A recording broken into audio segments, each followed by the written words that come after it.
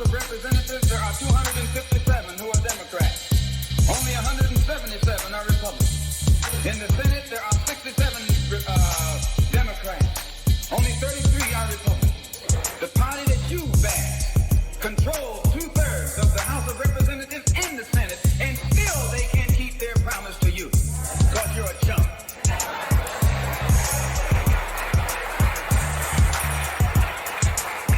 Anytime you throw your weight behind a political party that controls 2/3 of the government, and that party can't keep the promise that it made to you during election time, and you're dumb enough to walk around continuing to identify yourself with that party, you're not only a chump, but you're a traitor to your race.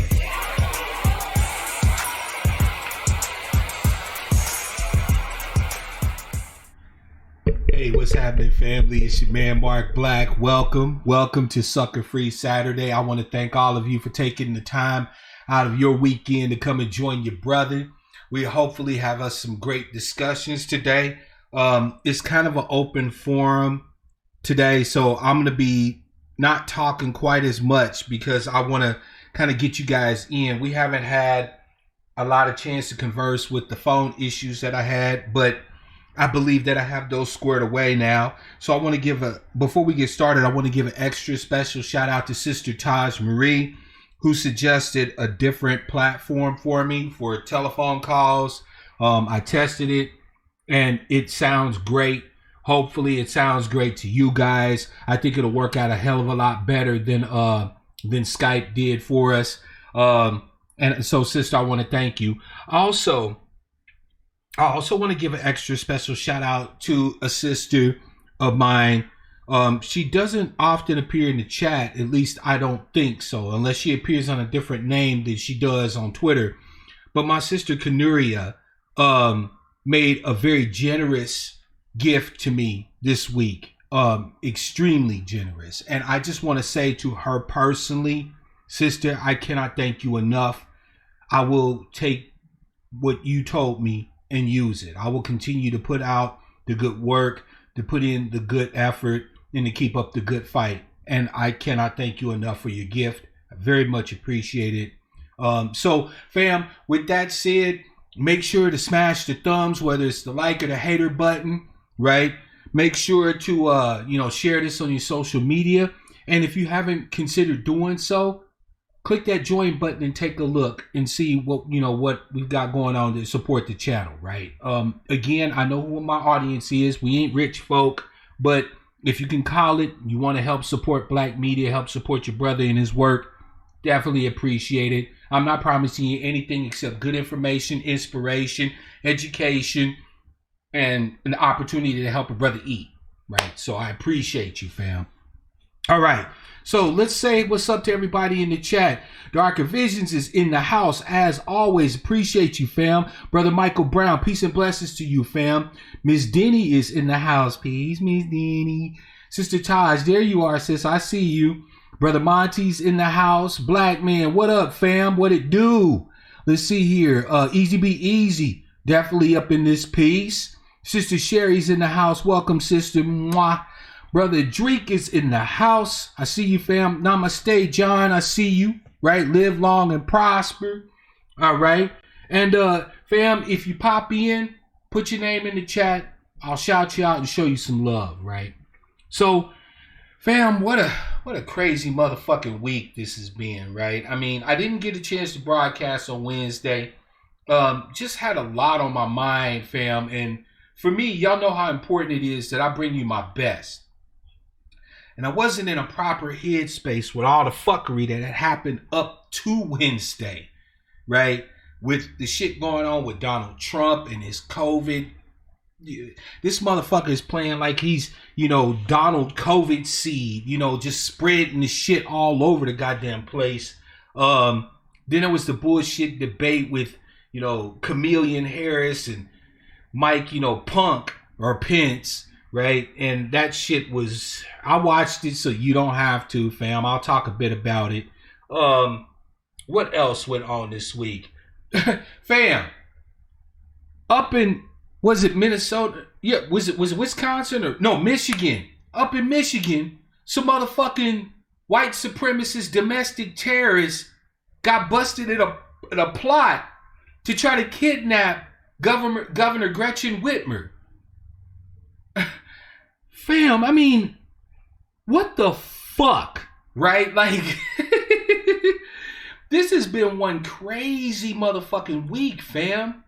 I mean, you got Trump out here being a super spreader in chief, you know, passing around COVID like it ain't no thing, you know, appearing on Fox News talking about he feel better than he did in 20 years while he's sound like he's about to hack up a fucking lung. You got Coon Dance Harris, Coon Dance Owens out there gathering a bunch of dumb Negroes and they white enablers together at a rally. I mean, fam, it's like, yeah, we're going to have to talk about it, Ted. By the way, shout out to my beloved sister, Miss Kawami. Shout out to my beloved sister, Alma. I see y'all, fam. Welcome to the broadcast, and peace to you, Ted. Welcome to the broadcast. Oh, by the way, shout out to Brother Charles 91771. I see you, fam. Yeah, so Sister Sherry brought up something. The white media tried to say that this was caused by economic anxiety due to poverty by these 12 individuals. And then showed us pictures of their homes. And other than the fact that they was just their usual nasty, sloppy, slovenly ass selves, they had multiple trucks parked in the front yard, decent fucking homes. I'm like, poverty? If poverty made motherfuckers kidnap governors, black folk would be suicide bombers in this bitch. Like, if poverty was the cause of you planning to take down a motherfucking state government, kidnapping and threatening to kill the goddamn governor, black folk would have done that shit a long time ago. But you know, fam, it's interesting. The pale stream media always tries to find a way to give a pass to whites and hold us accountable for doing the same shit they do, right? Because you all know that had this been a group of Islamic terrorists or BIEs, you know, black identity extremists, the mainstream media right now wouldn't be talking about militia. They'd be talking about terrorists. And if the people were from here, from the United States, they would not hesitate to call them domestic terrorists. Yet, I retweeted one media organization in Michigan that has committed to calling these people what they are. They said that they had a meeting, so follow me on Twitter, fam, that's a clue, right? They said they had a meeting in the newsroom, and after discussion decided that they would no longer use the term militia to describe these white supremacist terrorist groups. They are calling them domestic terrorists. But this is one little local news organization out of thousands of different pale stream media outlets all across the country. See, fam, the problem with the term militia is it tends to lend legitimacy to a group of individuals that, truth be told, is nothing more than an armed ethnic supremacist gang. Right? When the Crips and the Bloods tool up and stroll the streets, they get called gangs. Right? When, you know, Mara Salvatrucha or the Sureños or the Norteños tool up and start roaming the streets, threatening folk, they don't get called a militia. They get called a gang. But when these pale-skinned troglodyte throwbacks get together, tool up, and march down the street, the pale stream media calls them militia. Fam, there's a reason behind that. If you look at the Constitution of the United States, fam, in the Second Amendment, it talks about a militia. It says that a well-regulated militia, right, is necessary in the United States. So, of course, in order to understand what the Constitution is saying, you have to understand what does the Constitution mean by a militia. Well, initially, when the Constitution was written, a militia was basically any able-bodied citizen between a certain age. It was like between 18 and 45. So basically, if you were a citizen, a voting citizen, which meant white males, you were a member of the militia and subject to be called up by the president if necessary to help combat enemies and do whatever else is needed. Okay.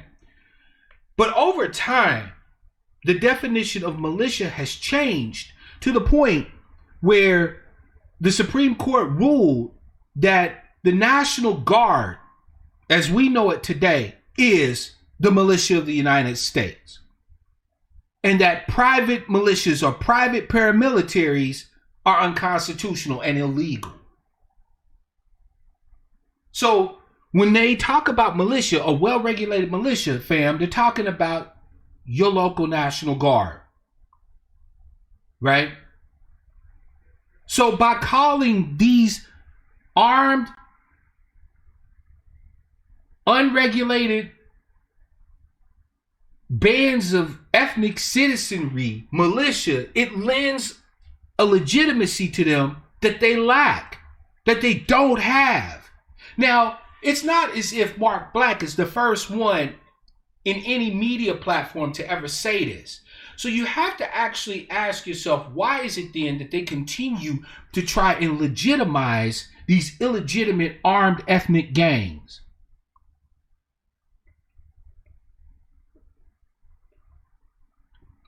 Why is the pale stream media allowed to continue to be complicit in the organization, the elevation, the how would you say, the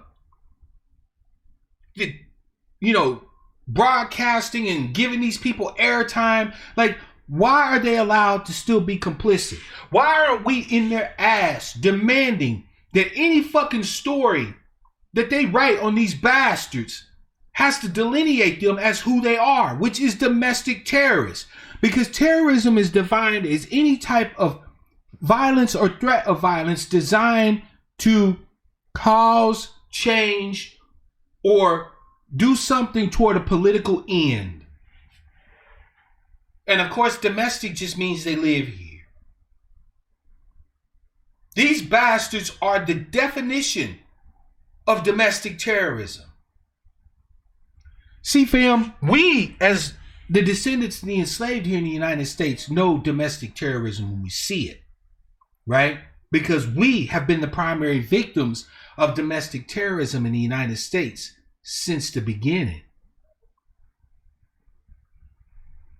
right? The destruction of the Greenwood neighborhood in Tulsa was an act of domestic terrorism. Mass lynchings,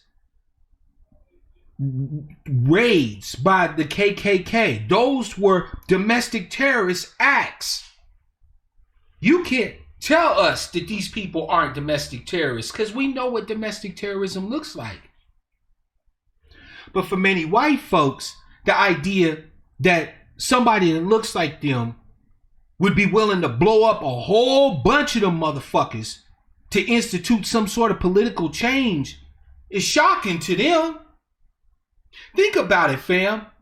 When Timothy McVeigh and what's his name?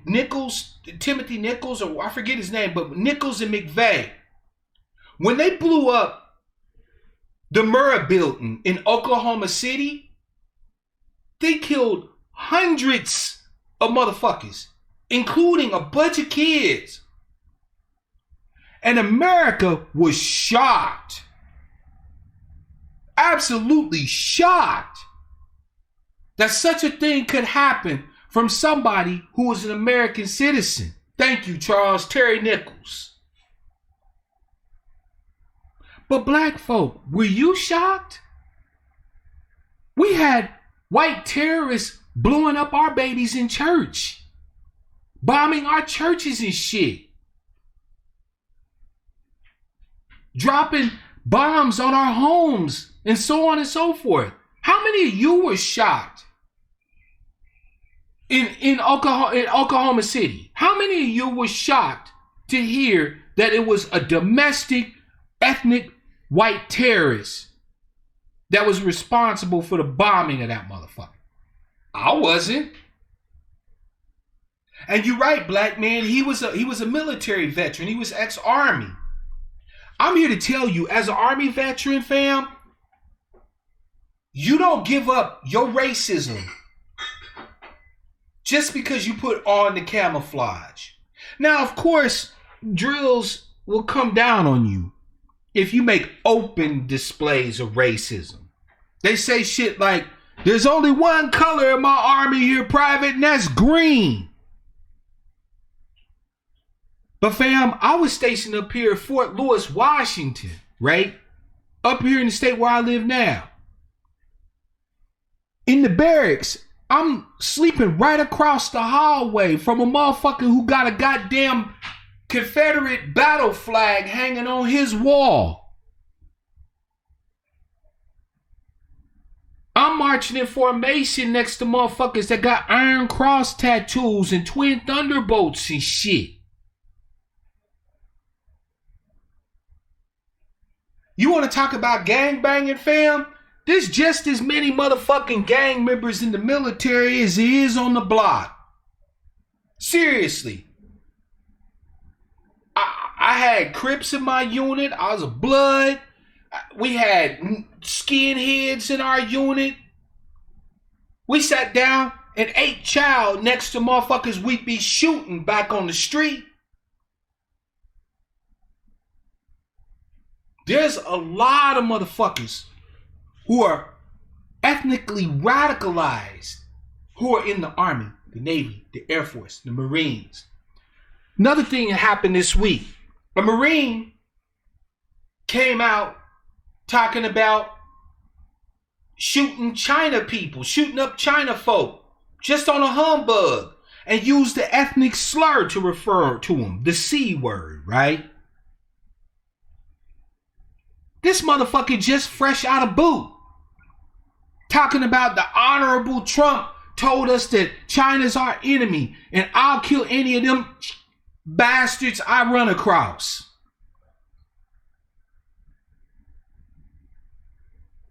You know, fam? What up, Big Unc? I see you, fam. There's a group I like called Rage Against the Machine. And they got a song called Killing in the Name of. And there's a verse in the song that goes as follows. Some of them that work forces are the same that burn crosses. Right? And Rage Against the Machine wrote this shit years ago. Some of them that work forces are the same that burn crosses, right? America has been knowing about the infiltration of white supremacist, ethnic supremacist gangs into law enforcement, into the military apparatus, and so on and so forth. But these so-called militia, these domestic terrorists, these are rejects, fam. These are motherfuckers with Call of Duty fantasies that are accelerationists, you know, like the Boogaloo Boys and the 3% and Patriot Pride and all this other shit, who are hoping to initiate some sort of race conflict or ethnic war, race war, hot war. Because I would argue we've been at war with these motherfuckers. But they don't want it to be a Cold War no more. They don't want it to be where we just hate them motherfuckers and they hate us. Now they want there to be bloodshed. They want to cause chaos enough to initiate a hot combat, a hot war between our peoples and theirs.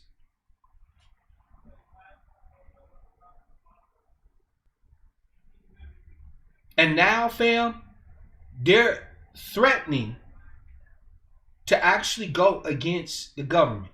But I want you to hear something that's really interesting. Notice I said, fam, that they plotted to kidnap and possibly kill Governor Gretchen Whitmer. You know how they stopped them? They've been infiltrated, fam. That's right. They've been infiltrated. The FBI was in on the plan right from the motherfucking beginning. And they finally rolled their ass up when they were starting to look for explosive devices to use as a distraction to be able to snatch the governor away. These motherfuckers had threatened to kill police officers to get their hands on the governor. Meanwhile, a sheriff up there in Michigan said, well, I know these guys, and, you know, I think that we have to make sure that we follow all the evidence, and, you know, they have the right to a fair trial. Motherfucker, they would have killed you and your deputies and wouldn't have thought nothing of it. And here you are defending them? Well, white supremacy is a motherfucker. It makes them argue even against their own self-interest. Richard, what's up, fam? I see you. And is he enabling white supremacy? Of course he is. Right? Like, but what's new about that? What's new about the president enabling white supremacy? All you have in government is two types of white supremacists. You have the rabid, open white supremacist, the one that speaks the quiet part loud. And then you got the smile in your face, you know, walk softly white supremacists who will tell you how much they feel your pain while they're passing legislation to fuck you stupid, to keep you on the bottom. Sister Todd said the FBI would not have taken them in unless they didn't have anything on them. The FBI doesn't operate like police departments. Facts. The FBI rolled their asses up. Fam, I'm telling you, check out the story. The FBI was in on all this shit. That brings me to a very important point moving forward. Fam, we've talked about unity quite often on Black Outcast Media, right? We've talked about how to unify, what unity looks like, and so on and so forth. But never forget, fam, that anyone who looks to empower themselves and their people is going to be considered an enemy of the state. Meaning that you had better damn well be careful as hell what you broadcast out here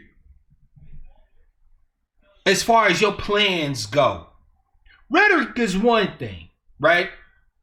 By the way, thank you, Adreep, for the love. I appreciate it. And fam, make sure y'all smash them thumbs. Like or the hater button. Don't make me no difference. But fam, understand that the very fact that we stand up for ourselves, that we demand something specific from the government, from the United States government, automatically puts us as a threat to them.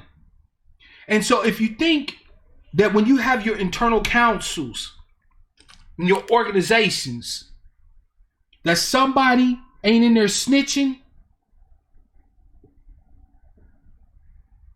you have another thing coming.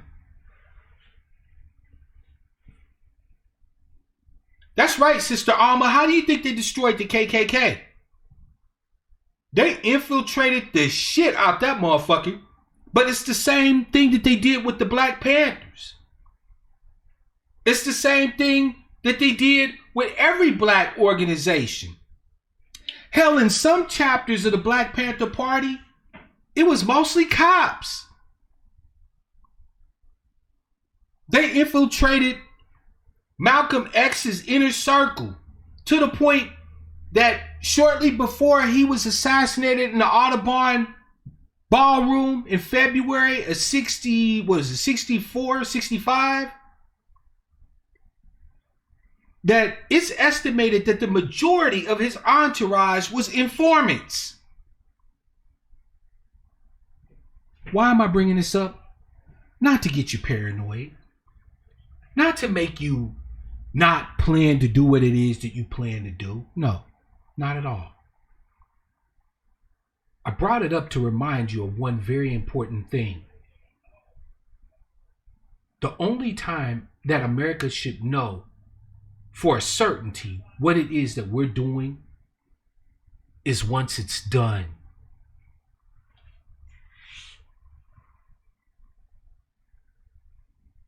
The only time that they need to have clarity on what it is that we're doing is when it's done.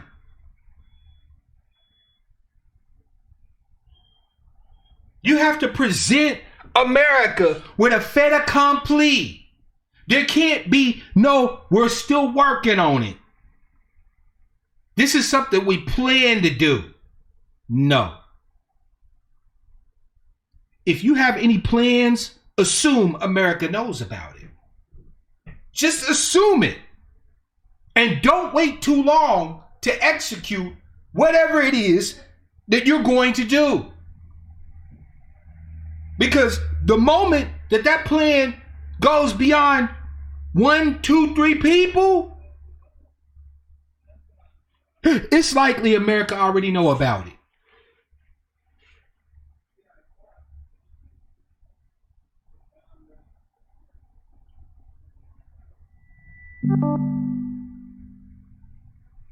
Reminds me of Ron Stallworth. Yep. BTW, they do what they told you, rage. Yep.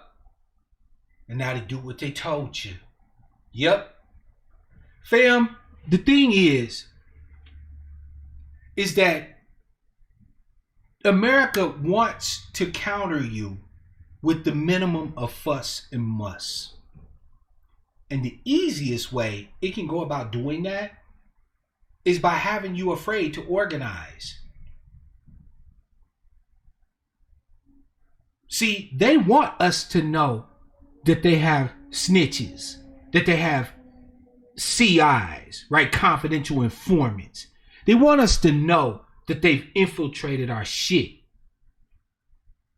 What they don't count on is you executing your plans before they can stop you.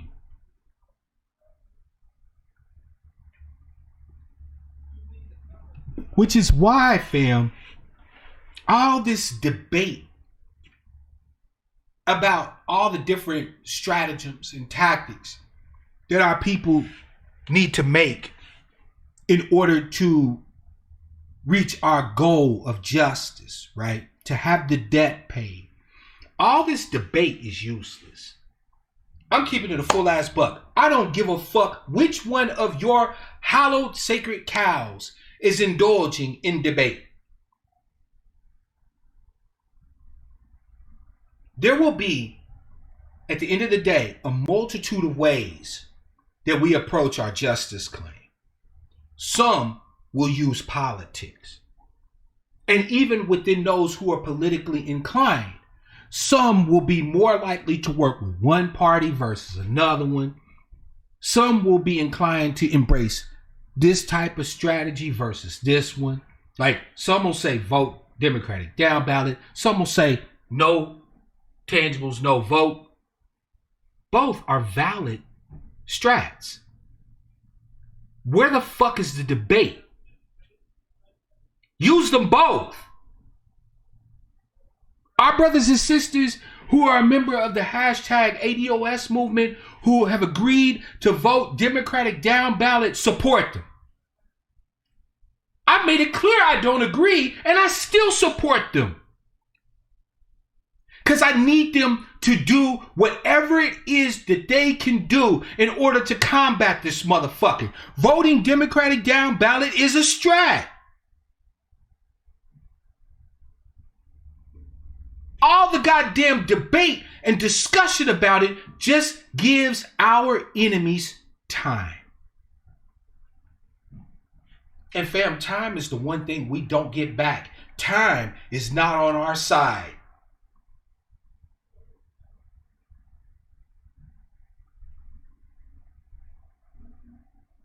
All this hemming and hawing about who calls each other what. I don't care what you call yourself. If whatever little phrase or acronym or title you call yourself If it means that you're a member of my tribe, we don't have shit else we need to talk about. I fight for you and you fight for me. Some of us will use politics. Some of us will put boots on the ground. Shout out to my brother Travis, also known as Black Dollars University. The brother is not big on debate and discussion. Brother Travis is a tall, amazing brother with the resources to get out there and put boots in the dirt. And that's what he does. And guess what? I fucking support it. By the way, shout out to Sister Tiffany. I see you, sis. Welcome. Travis ain't big on a bunch of fucking debate. He don't want to hear a bunch of yammering and hacking back and forth and theorizing and all this other shit. But guess what? There's room for Brother Travis in this shit too, because we need boots on the ground. We need people who are going to theorize. We need people who can get together in a room, sit down, and just think of shit. Because if we know there's one thing that white supremacy don't ever want niggas to be doing is thinking. So we need our think tanks. We need our media personalities, such as your man Mark Black and others. But we sitting here talking about, well, I fucks with this media personality, but I don't really fuck with that one. Or, it's okay to big up this media personality, but we give, we do name calling and shit to the other media personalities. No, black media is one thing. All of us get our information from various personalities in black media. Maybe one personality ain't for you. Does this mean, though, that other personality has some nefarious goal to try to sheepdog you or trick you? Use your damn discernment and figure it out. You don't need to be told that somebody's trying to trick you by somebody like me or Tariq Nasheed or Yvette Carnell. God gave you the same goddamn brain he gave us all. Use your wisdom and discernment and figure it out. If somebody's talking and their rhetoric is designed to get you up off your ass, to find your place up on the battlefront and get in where you fit in this fight for justice, for finally seeing the debt that was owed to our ancestors and to us who walk in their shoes to be paid, then support them. If they're not talking about that, then I don't give a damn. Let them go. And Sister Taj is right. Not everybody can be a part of the new black media. It's not made for everybody, fam. Like, we need people out there actually doing different things. And yes, family, we need people out there with guns.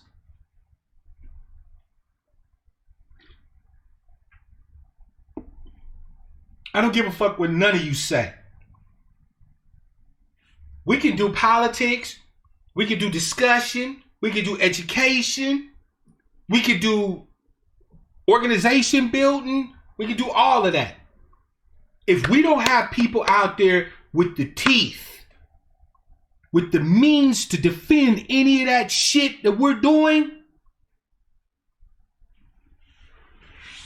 you know what America is likely to do to those who just sit around talking, debating, thinking, protesting, so on and so forth.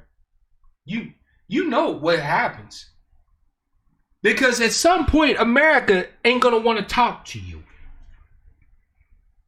If you're a member of my tribe, you should know that better than anybody.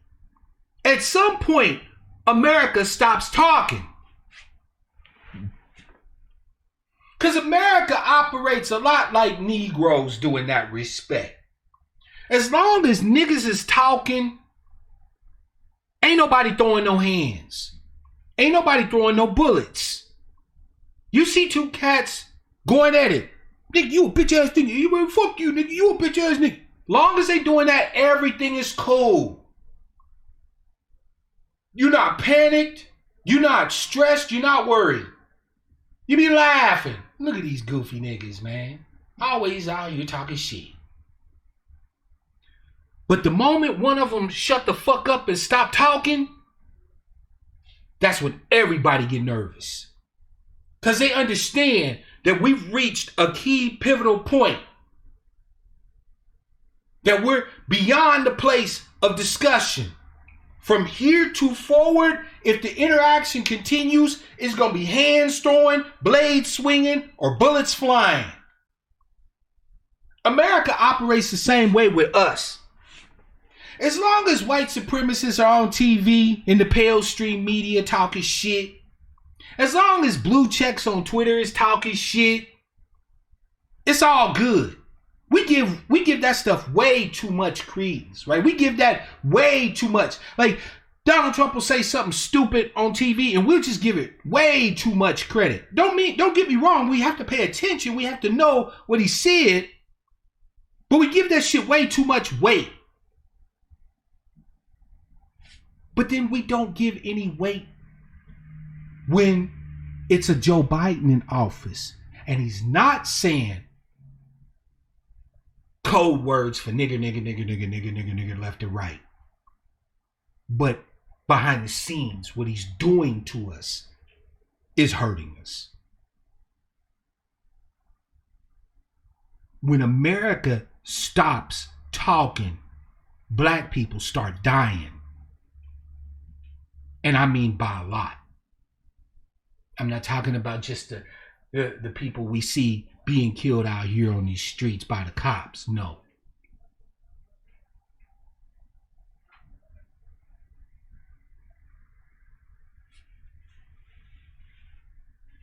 Fam, we got to talk about the Rona. Because this winter, if you weren't aware, is likely to be a very brutal one for us as our people. We, in the last 8 months, have faced more fuckery than any other group of people in this country when it comes to the coronavirus. Black people dying in droves. Every day, fam, on social media, I'm seeing new folk saying, my uncle passed away, my mother passed away, my sister passed away, my brother passed away. Fam, if I stop to think about it, like really stop to think about it, I'll start crying and I won't ever stop. And we need to talk about what we need to do. Do you understand me? We need to talk about what we need to do. Not want to do, need to do. By the way, shout out to Sister Strongflower. I see you. Welcome to the broadcast, fam. I know that many of you work in these so-called essential worker jobs. Grocery stores, gas stations, other jobs, servers, cooks in restaurants and shit like that. Ain't no shame in that. I'm not here to shame you about your job.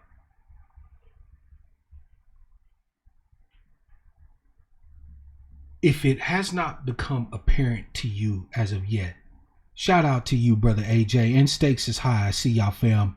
Welcome to the broadcast. If it hasn't become apparent to you, there is nobody coming to save us from the coronavirus. Nobody. Not even Biden and Kamala Harris will save us from the coronavirus.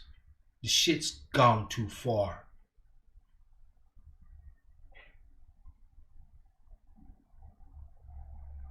We have to do what we have to do. And what is that? Well, first of all, we have to continue our vigilance on the personal front. Wash your hands. Don't touch your face. Right? Wear your mask.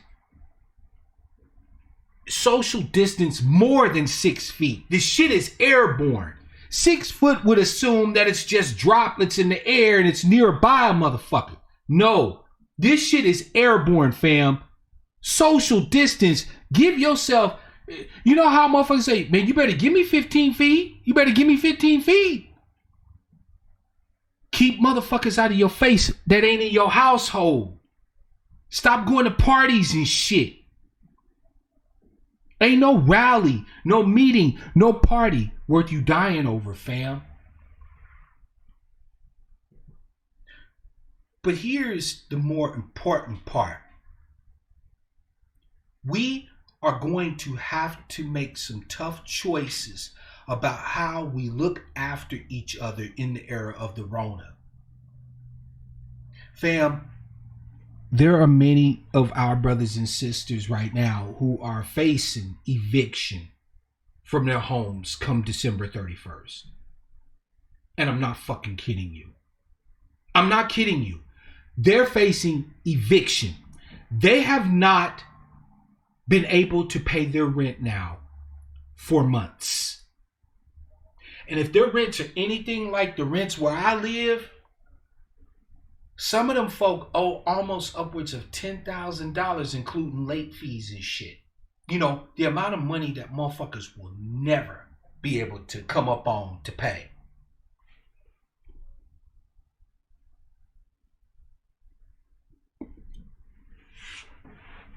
What are we going to do about that? I mean, this isn't like these are lazy, shiftless Negroes who, you know, just lays around all day and do nothing. Under the coronavirus, there ain't much we actually can do that's safe. There ain't much that we can do that doesn't involve a risk, not just to us, but to everybody living in our fucking household. Some attitudes about how we see other black folk is gonna have to change. There are people right now facing evictions, facing foreclosures. Are we just gonna let these folk be out there on the streets in the middle of a global pandemic? You think that we've seen a lot of Negroes die up to now? Imagine when 20 or so million of us find ourselves struggling in some way, shape, or fashion, with 10 million of us stuck out there on the motherfucking streets in various cities. Fam, have you ever slept in a homeless shelter? I have. They put you right up on top of other homeless people. Nobody got health care. So you up in there with some people who are sometimes unwashed and haven't bathed in days, with various health ailments such as tuberculosis, flu. So even in the best of circumstances, fam, being homeless could be a death sentence. But in a global pandemic, fam, it's likely to be certain that these people are at the minimum are going to experience long-term damaging effects from a lack of ability to get adequate health care. And even if they do somehow or another make it into a hospital, as soon as the hospital finds out that they ain't got insurance the first, our people are going to be left to die. We've already seen it. So what are we going to do? Strongflower says we may have to help them form intentional communities. Fam, we need to start having some real tough motherfucking conversations. Like, we need to talk about squatting. Wait, squatting? What the fuck is that? Squatting, it is just what it sounds like. You find you a motherfucking house that ain't nobody living in. You go up in that bitch and you cop a squat. Change the locks, go turn on the utilities, and live in that bitch until somebody come and throw you the fuck up out of it. If they can. We need to be having some real fucking conversations about how to address our people's issues in the era of the coronavirus. We need to stop hoping that the law or the leadership or the government is going to do something to fucking help us. Trump is acting like a fucking spoiled baby because the toy doesn't play the way he wants to play it, just wants to break it to make sure that ain't nobody get a chance to play with it. Because America won't praise him through the roof for the little minuscule bullshit he's actually done to address the pandemic. He just says, let it rip. Talking about herd immunity and shit like that. Herd immunity is a recipe for watching millions of our people die.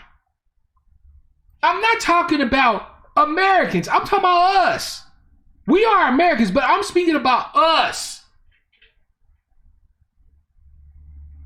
If you think we've seen so much death so far, fam, if they continue to push this open up everything in the absence of any effective therapeutics and or a motherfucking vaccine, fam, we're going to see death like you would not fucking believe. And cases of infections skyrocketing all over the place.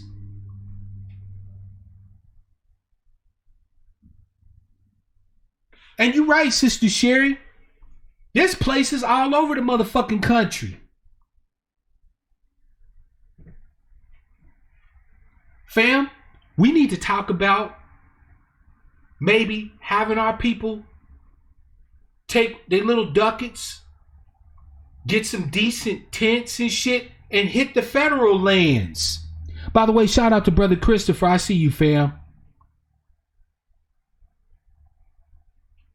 There's an idea. I know I've done that too. Where I've camped out on federal lands, cleared me off a spot off in the motherfucking forest, some goddamn where, pitched a tent, threw a motherfucking tarp and covered that shit with leaves so that from the air nobody would see me, and posted up until I was able to get a spot. We need to be, thank you, Sister Alma. We need to be clearing out storage sheds, garages, any empty space you got needs to be available for some of these black folk that are out here. We cannot save everybody, fam. I understand that. And I also expect you to use your discernment and do your due diligence. Make sure you're not pulling somebody into your sphere, into your orbit, who's likely to cause you and your family harm. You're not obligated to do that. But you are obligated to consider the fact that you got a bunch of fucking tribes people out here that's about to get pneumonia. Because when America catches a cold, black folk get pneumonia. You are obligated to consider that and act accordingly. We need to be having real fucking discussions. Richard, no. You talking about hydroxychloroquine? No, it's not effective. And hydroxychloroquine also causes heart trouble too in high enough doses. It's a joke and should have never, ever been used against the coronavirus. First of all, malaria is a parasite. Hydroxychloroquine, derived from quinine, is an anti-parasitic medication. It's not antiviral. Hydroxychloroquine or chloroquine is bullshit. Again, you might as well take a sugar pill for all the effect it's going to have on the coronavirus.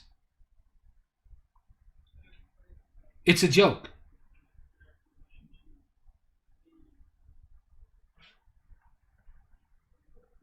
Trump is talking about this monoclonal antibody cocktail that was given to him by a company called Regeneron. Called it a cure. On national motherfucking TV. Fam, if y'all listen to any of these motherfuckers, you're going to get what you got coming to you. You can't trust what the government is talking about. The CDC has been corrupted because of pressure from the Trump administration. The FDA has been corrupted because of pressure from the Trump administration. If they're not independent of the government, At this point, you can't even really trust them. But then that brings the additional problem that any clinician or medical doctor that's independent of the government also can't really be held to account for the bullshit they might tell you. So I'm sorry, my beloved people, but you're going to have to do with coronavirus like you have to do with everything else. You're going to have to study this shit for yourself. Niggas is going to have to become amateur virologists and epidemiologists. We're going to have to learn how to read blood work.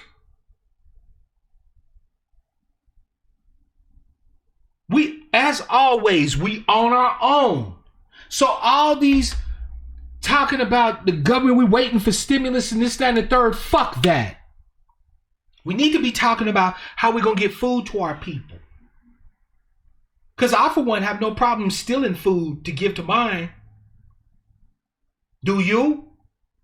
These grocery stores are holding my people's food hostage is the way I look at it. I like the idea about relocation to ghost towns.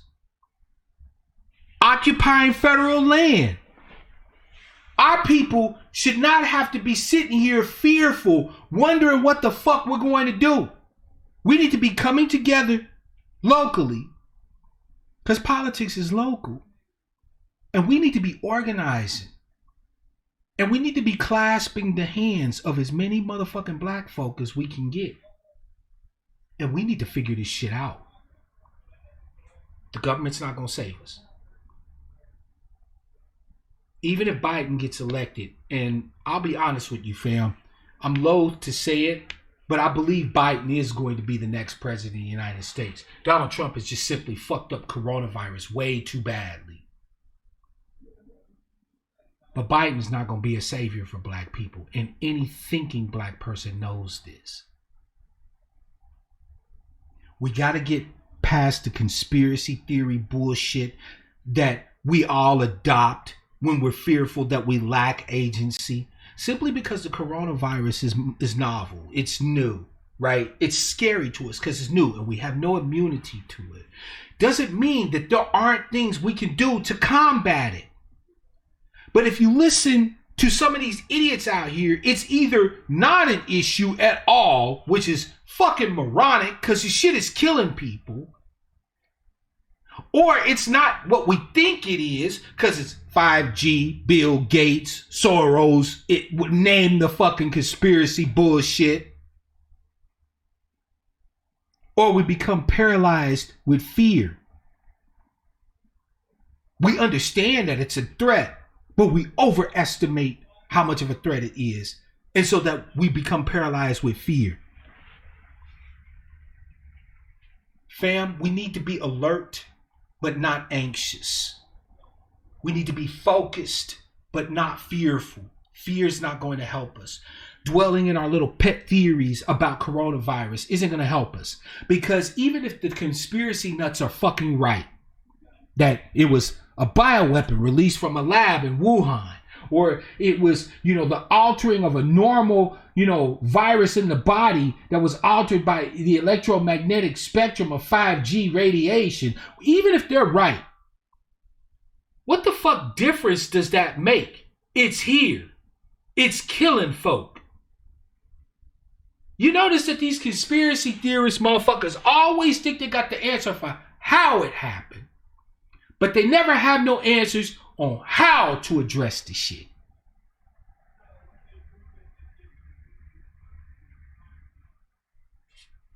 Yeah, Sister Alma, Biden's looking like he's the likely winner of this election. Just keeping it a full ass buck. I didn't want to say it. Sister Jones in the house, by the way. Let me go back through and say what's up. Engaging Black, fam, I see you. What's good? What's cracking, fam? Welcome to the broadcast.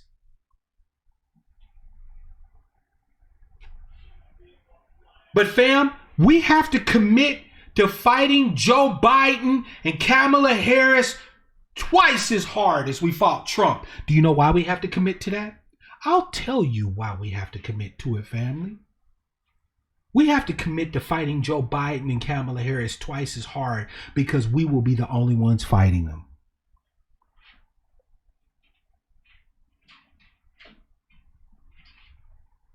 That's the facts. We will be the only ones fighting him. Don't believe me? Look at what happened when Barack Obama got elected. We came off of 8 years of shrub, of W. Motherfuckers was so glad to have a president that wasn't W that they let Barack Obama get away with motherfucking literal murder. And you couldn't say shit.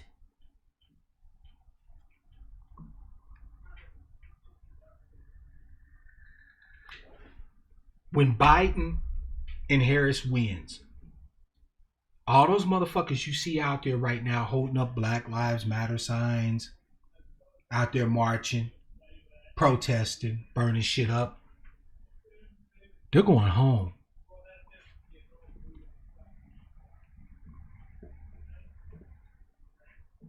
All your liberal friends that have been saying how much they feel your pain, how they standing up for Breonna, how they're fighting for George.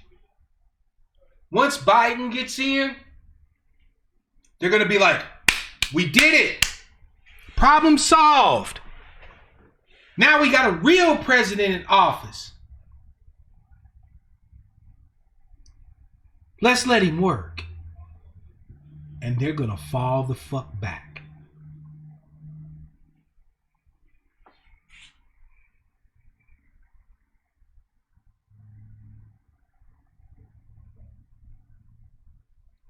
We have to fight Joe Biden and Kamala twice as hard, 3 times as hard as we fought Donald Trump. Not because they're Democrats. Because we will be the only ones fighting them. And so if we don't commit to that now, before he takes power, then everybody in America will go to sleep for the next 4 years and fuckery will continue with our people. Both Joe Biden and Kamala Harris have both publicly stated that regardless of what they do for everybody else, they will not do anything specifically to benefit black people.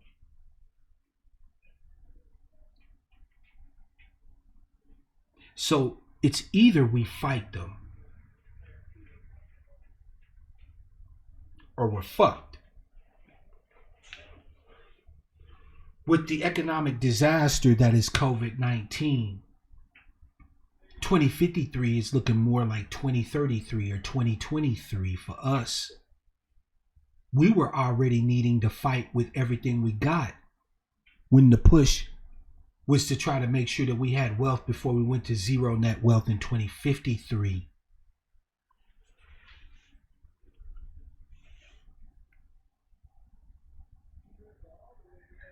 Fam, in 2021, you're about to find out who your real allies and fellow travelers really are. There's a lot of folk who are going to be like, I'm so tired of all the bad news. I can't anymore. And they're just going to fall away. People that were posting like crazy in 2020, talking about, how much they support our efforts. They're just going to fade away. All those white liberals that everybody got used to listening to, they just gonna fall back. Because our justice claim always has to wait for a more convenient season, right? Our ancestors told us the truth of dealing with these motherfuckers, fam. Malcolm X told us. Martin Luther King told us. They knew that dealing with these so-called liberals was actually worse than dealing with the so-called conservatives. They told us.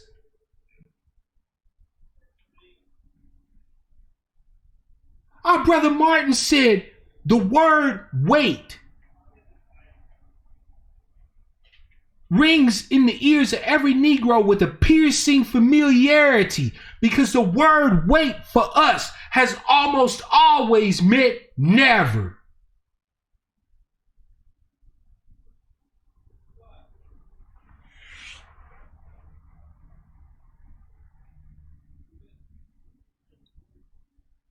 And we all know, because y'all talking about it in the chat, Biden ain't likely to complete a full term. So the person we rejected, the stone that we rejected, right? We told Chameleon Harris to kick fucking rocks, is now going to be made the chief cornerstone of white supremacy.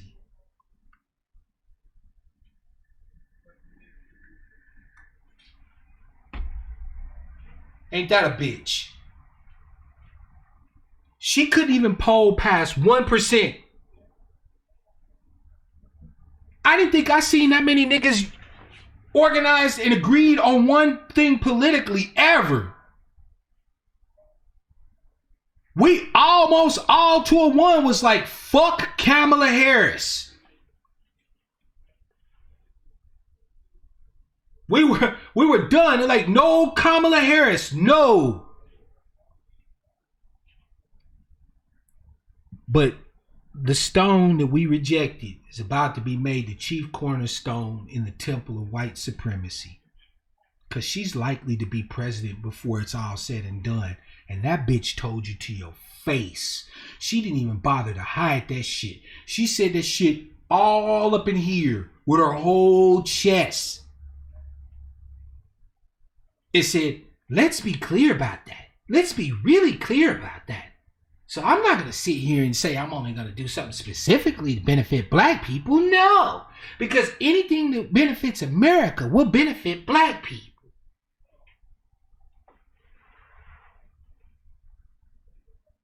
The only good part about Kamala Harris is the dumb bitch said the quiet part loud.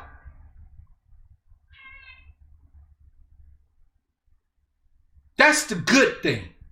Because normally, if she had any type of motherfucking personality, if she had the personality of a fucking mammal, she would have schmoozed everybody. So by the time she became president, she'd have been able to put in some of the most regressive goddamn policies when it come to black folk, and we would have sat there and watched her do it with resounding applause.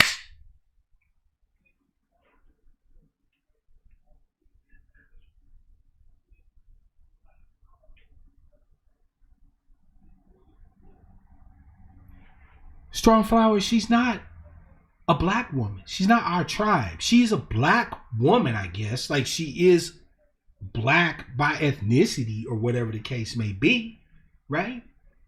But she's not us. And to be honest, I think until justice is due us, America ain't tolerating no more even non-ADOS black folk as president. You think shit was bad under Obama? Them motherfuckers is gonna go crazy with Kamala Harris as president.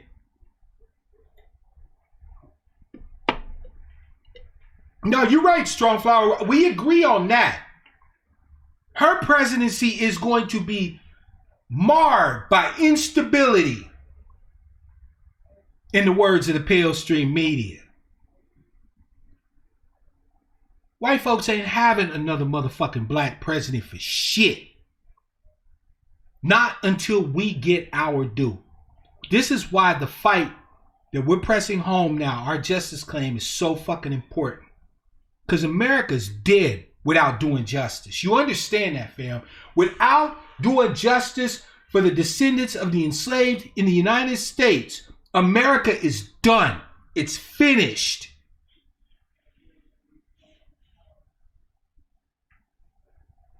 It's finished. America's internal enemies use us as their impetus to act against America.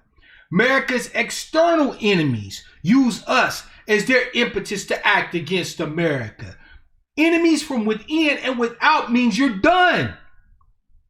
The only lifeline, the only saving grace that America has is to do justice by the descendants of the enslaved in the United States. Period, point blank, the end. To finally elevate us and put us in our proper place as the most American of Americans. Because they don't do that, enemies from without point to us and say, America don't get to tell us shit. Look at how they treat Negroes. And the enemies within say, until we get rid of the Negroes, America can't be great. America is trapped between Scylla and Charybdis, between the devil and the deep blue sea. And the only life ring it has, the only flotation device this motherfucker has, is to finally do justice for the descendants of the enslaved here in the United States. They will not escape it. That's why I keep telling you, fam, keep pushing. Don't waver. Don't get tired. We will win. Because, fam, we don't have a choice but to win. There's no other option. There's no other avenue where America can remain America and we lose.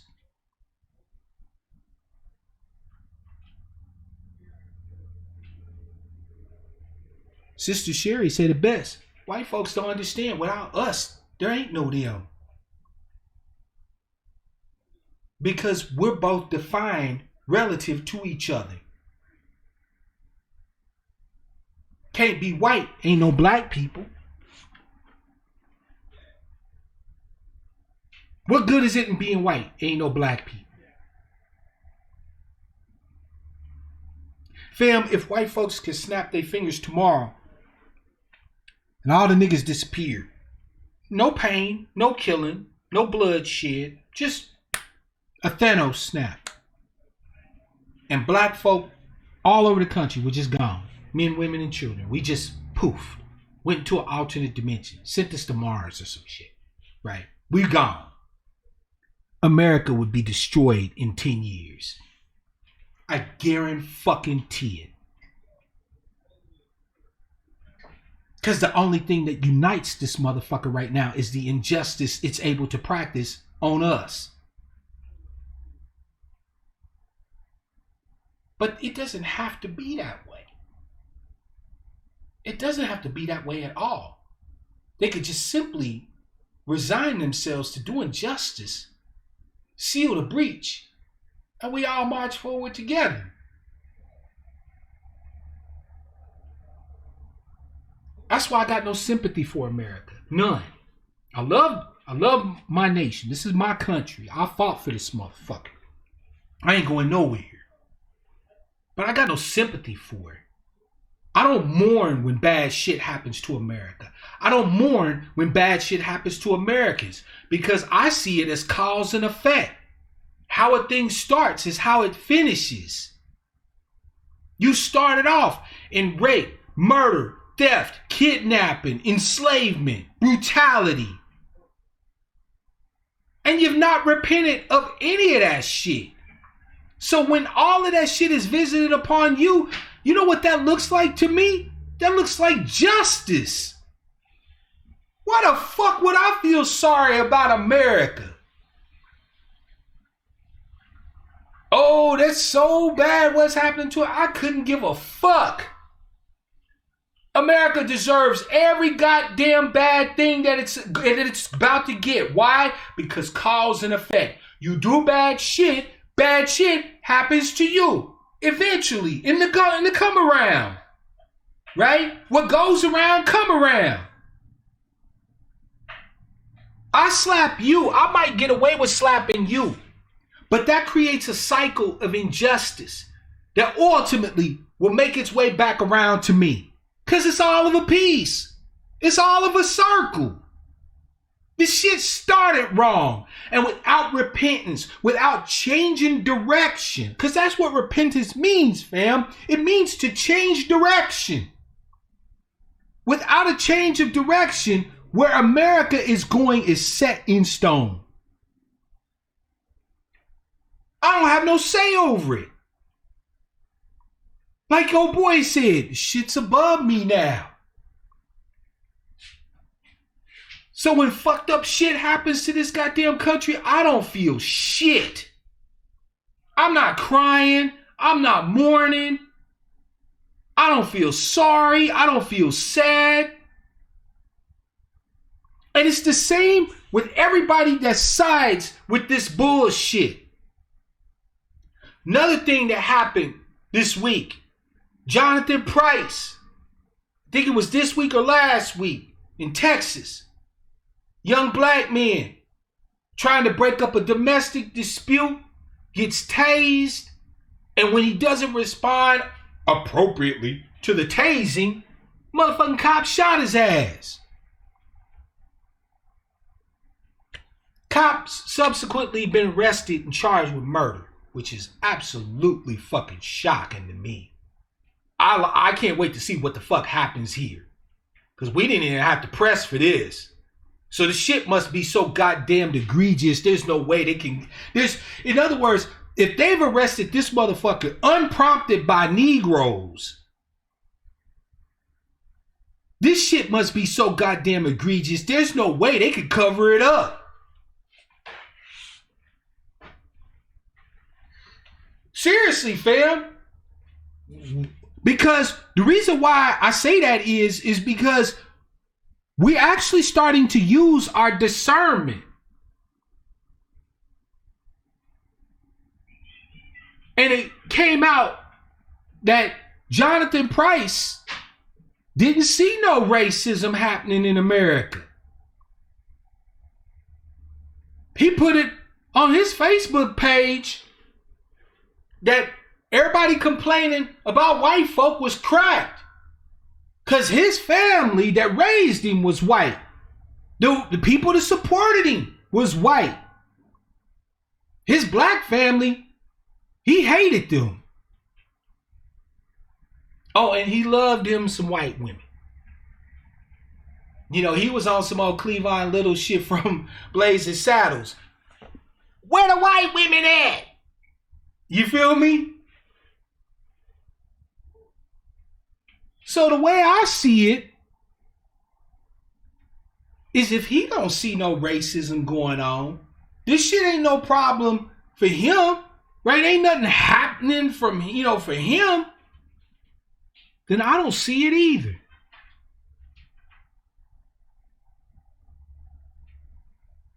If racism wasn't an issue for Jonathan Price when he was alive, then racism ain't an issue for Jonathan Price now that he's dead. Respect that nigga's wishes. He died for what he believed in. Dave Tao, I ain't seen you in a minute. Welcome, fam. Yeah, AJ, he was on some real, I love me some white folks type shit. And that's all right.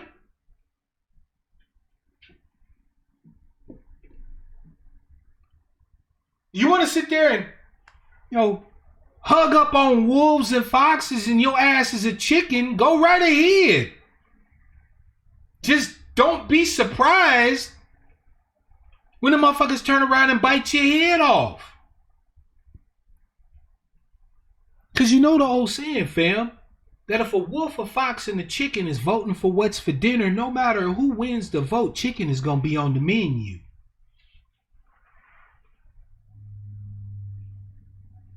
Jonathan Price forgot.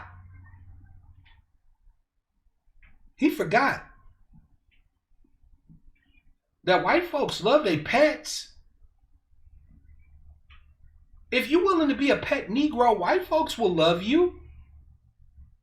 Matter of fact, I would argue that that's really the only other creatures on the planet white folks seem to love. You can beat the shit out of a white man on a bus and white folks won't give a fuck. Get on that bus and kick somebody's service dog. See what happened to you. White folks love their pets. That nigga got comfortable with them pats on the head and access to white women. You're not like the rest of them niggers, aren't you, boy? No, sir. No, sir, not at all. Not me. I loves you. He died for what he believed in. I respect that man's wishes. So I will not be going hard in the paint, saying justice for Jonathan Price. For what? If that officer killed him, officer got arrested. So if the so-called justice system sees fit to give him justice, good for him. But if it don't, what you want me to do about it? Fam, they arrested this motherfucker and niggas didn't even really go off. Like, most of us didn't even know about the incident until like 2, 3, 4 days or whatever after it happened. And shortly after that, the man's social media got aired out where it found out, you know what I'm saying, that he loved him some white folks. Fuck we look like out there putting our ass out there on the line and risking and shit for a motherfucker who would have looked at us like we was scum.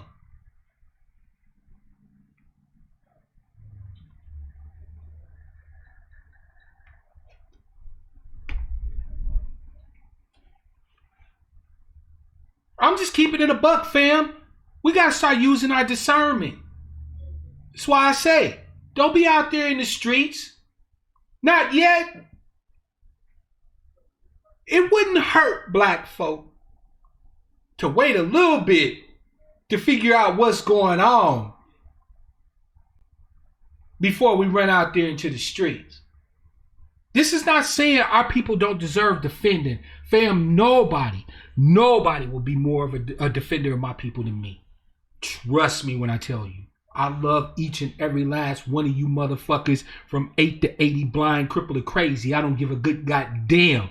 If you're a member of my tribe, damn it, there's a little tiny sliver of this heart right here in this chest that belong to you. It's got your motherfucking name on it. But fam, when people tell you who they are, believe them. He put himself out there like that. I'm not saying he's responsible for his death. Truth be told, fam, if he was murdered by this cop, I do hope he gets justice, all right? Because I hope that any citizen who's murdered by a cop gets justice.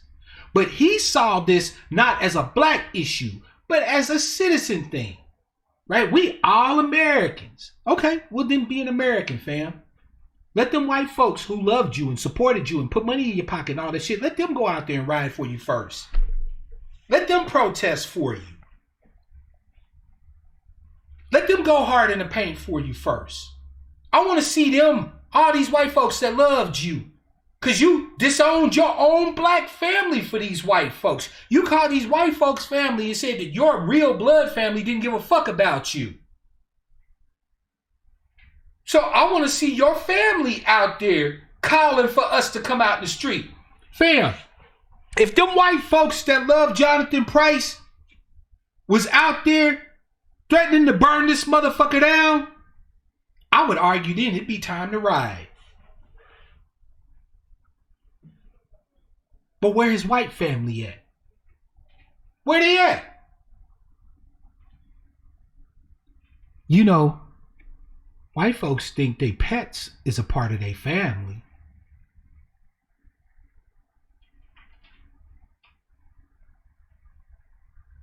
I love you, Jonathan. You just like one of my sons, boy.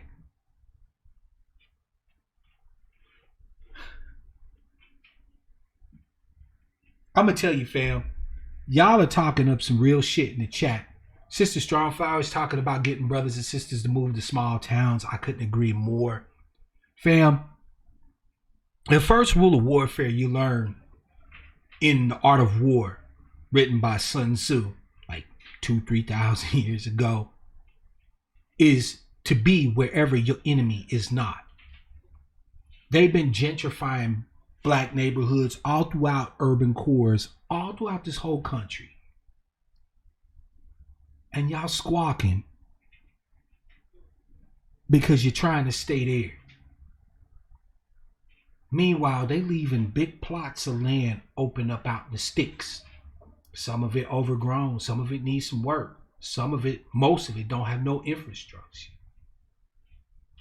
But for enterprising people who desire their peace, their sanity, their freedom, and a place to bury the motherfucking skeletons should they have to put in work, small town living ain't so goddamn bad. So you can't just jump up and run to the grocery store whenever you feel like. And there ain't clubs all over the place or goddamn sports arenas to go visit. Who needs any of that shit anyway?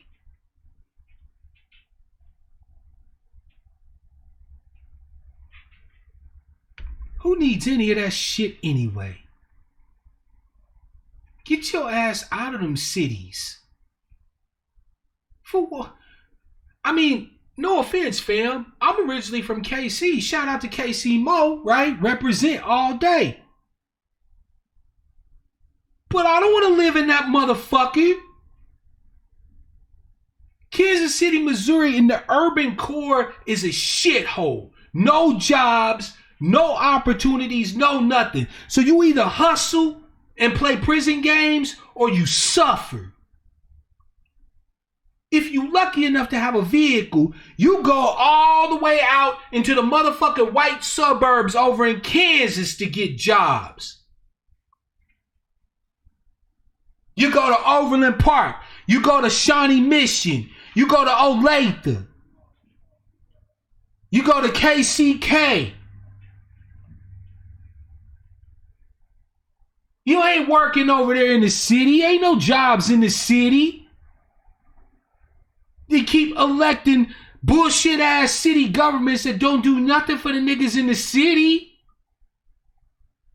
You got a corrupt ass mayor, corrupt ass city manager, corrupt ass county. Jackson County is corrupt as fuck. Why you want to stay in the city? Cause that's where the Chiefs games be at? Fuck that. Oh man, how am I gonna get some Bryant's or Gates barbecue? Who cares? Make your own motherfucking barbecue. Get the hell up out of there. White folks gentrified that shit because they see it as valuable to them. But I need you to understand something, fam. The same things they value are not necessarily the same things we value. Fam, I could not care less about you and your black ass having access to a motherfucking Apple store. I really couldn't. I care about you being alive. I care about you being healthy. I care about you being safe. I care about you being protected. I care about you having access to resources, to being able to put food in yours and your baby's mouths. I care about linking up with you so that your efforts and my efforts together become greater than the sum of our individual parts. Nigga, I couldn't care less if you had cell phone service.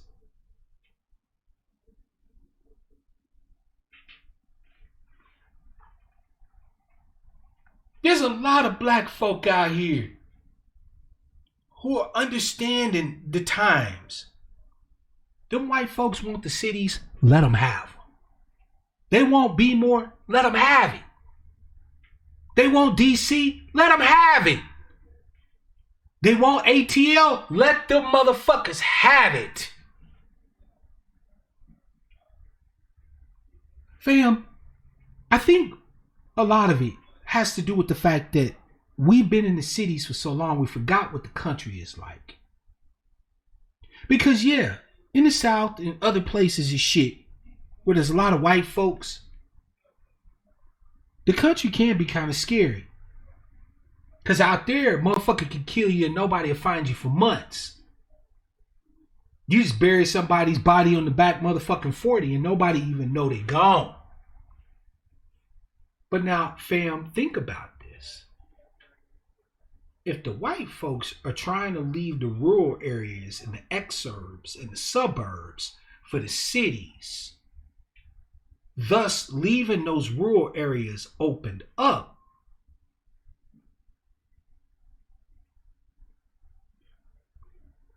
means we have the same capability out there that they had. Meaning that if we out there and when these motherfuckers talk crossways to us or look at us cross-eyed, they'll just not be there. Y'all seen Billy Joe Bob? Shh. I ain't seen him since last week when I came into town. You seen him? No, I ain't seen him.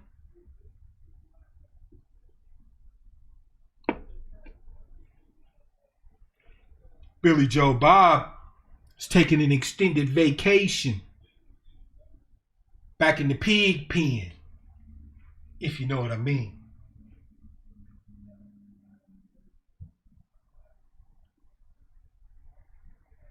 Billy Joe Bob talking real clever about nigger this, nigger that. Billy Joe Bob got a chance to meet my wood chipper.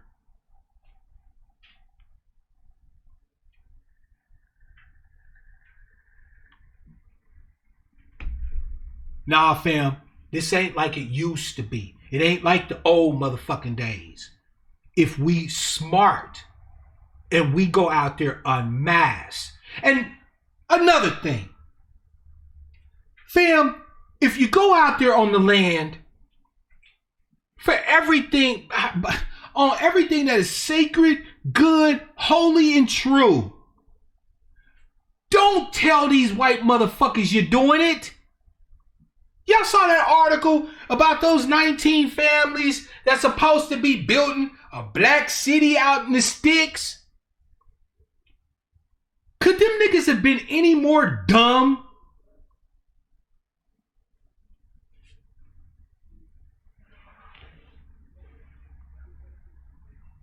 I mean, white folks was going in. They was like, well, that's discrimination. They can't just build an all-black city. Like they really want to live with us anyway. But the law says that we can't make anything all black because it's racially discrimination. We can't advertise something as just for us. So they got us by the balls. If we try to build something that's just for us, then the white folks will be like, nah, you can't say that it's just supposed to be for black people. White people have a right to live there too. They just left themselves open to a bunch of fuckery. Shit, if niggas was smart, what we would do is we'd have one or two white families go out there with us. Have you ever heard of the concept of the cat's paw? The cat's paw is the paw you use to pull the chestnuts out of the fire so you don't burn your motherfucking self. How the motherfucking white folks that's in your community be your faces to everybody else? Something needs to be picked up in town, send your white folks. Some business needs to be transacted with a lawyer on increasing your land holdings and this, that, and the third. Don't walk your black ass up in there, send your white folks. But nah, we gotta be on some, some dumb shit. Like this nigga Killer Mike talking about opening up a black bank, a black and Latino bank. So let me get this straight. You gonna open up a bank and try to market your services to the brokest motherfucking Americans that exist. That sounds like a recipe for success. Now, if your man Mark Black was to open up a bank, I would have nothing but white folks and Asians out front. But the loans that would be going out the back door and the checks getting cut would be getting cut with their money to my people. Think. We don't have space for hatred. We don't have space to be like, man, fuck all these white motherfuckers and goddamn OAs. Hey, sure, that shit make you feel good. But I don't waste material. I don't waste opportunities. Y'all want to get mad talking about how these white folks want to live in our community? Good. Good. You want a few white folks that want to come and live where y'all live? That's good. That's good. I'm not saying this because I'm enamored of white folks and this, that, and the third. Not at all. But what I'm saying is that these folks have a use. They have a capability that you can utilize. Why not utilize it? They utilize you. Fam, think about this. We say we want to build all our own shit and keep all the white folks out. And I'm down. Do not get it twisted. I understand the sentiment. All right, I'm with it. But here's the problem. White folks don't have to keep all the black people out. They just have to keep enough of us out. Think about this. White folks got their black pets. You go to any suburban neighborhood, anywhere in this country, and I guarantee you, there is a black person there. Multiple black people, actually. But they're tokens. They're the black people that the entire community can trot out and say, we're a diverse community. We don't do that racism shit here. Look, we got these two niggers right here. You feel me? By the way, shout out to, now I'm probably going to fuck up this name, so I apologize. Sucka-Free, leader of ADOS African Black Solutions. You said you're confused. Don't be. Don't be. Because I'm talking about utilizing tokens. As long as there's been black people in this country, fam, there has been white folks. Not enough, not nearly enough, but there's been white folks that just ride. It's always weird to us too. And I'm not talking about these wannabe wigger type motherfuckers. I'm not talking about them, that put on our culture and shit like an affectation, and then as soon as the heat come, break camp. No, I'm talking about just regular ass white folks who they just down. It ain't enough of them. It ain't a lot of them, but they there. Why can't we use them like they would use us in the same circumstance?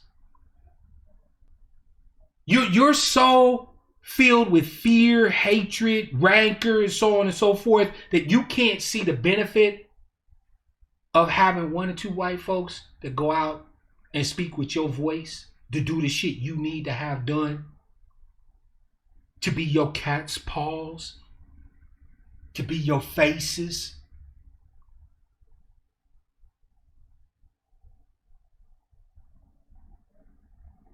They would do you. They would use you. They do use you.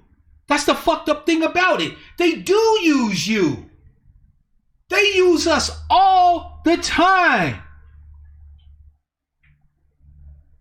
to justify and cover up their fuckery. But we can't use them? Make the shit make sense. Make the shit make sense, fam. So white folks can tokenize us.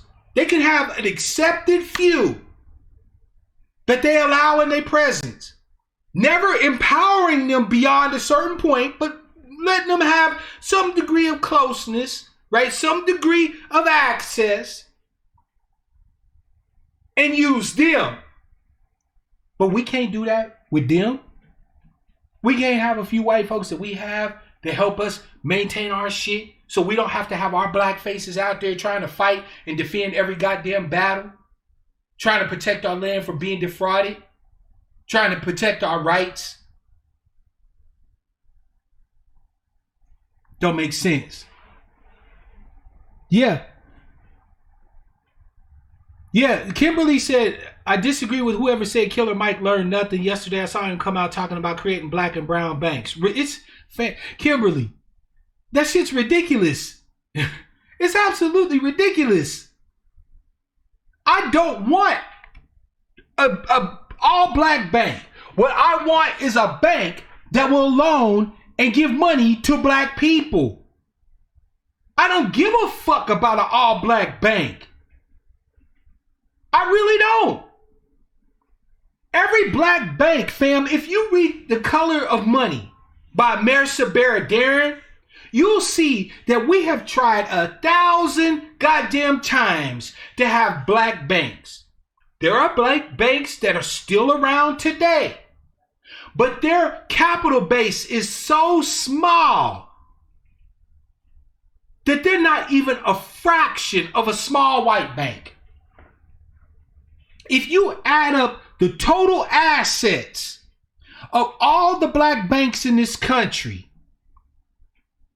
one white bank dwarfs the total assets of all the black banks in this country.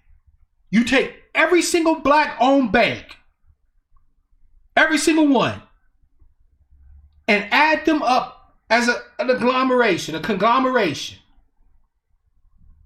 And JP Morgan Chase dwarfs them. That's one white bank. Dwarfs them. Add up all the white banks and they control total assets in about, what, $350 billion? Seems like a lot of bread. JP Morgan Chase has assets under management in the trillions. One white bank. Killer Mike is feeding y'all bullshit. It's going to be another fucking failed entity that can't compete with any other bank out here. Now, if Killer Mike was really smart, what he would do is he would just simply open up a bank. And he would put Latinos out front, Asians out front, white folks out front. I mean, the little preppy Beckys and Brads, fresh out of college, still got that new white person smell on them.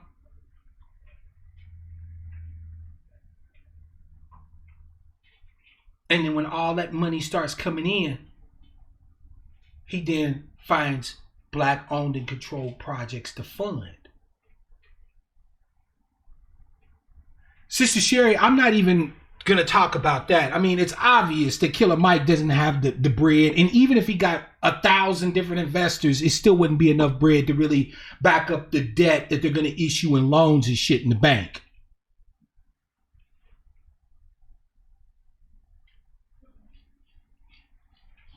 Sister Strongflower, if it'll make you feel better, do it. But to be honest, we just simply don't have enough resources to support a black bank. We just don't. I'm sorry, we just don't.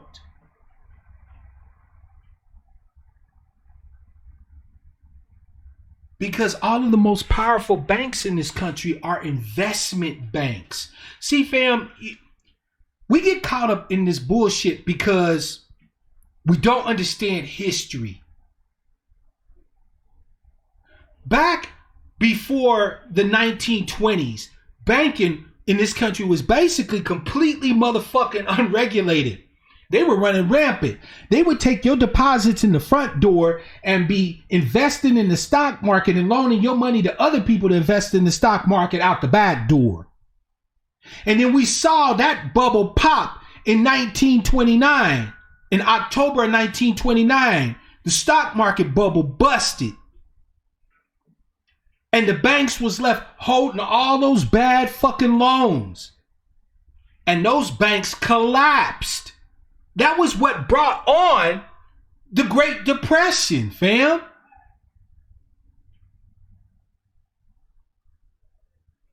After the bank bubble, the stock market bubble in the bank in 1929, FDR was able to get legislation passed, the Glass-Steagall Act, which forced banks to become two types of banks. You had commercial banks and you had investment banks. The difference between the two was as follows. A commercial bank was not allowed to invest the depositor's money into speculative investments.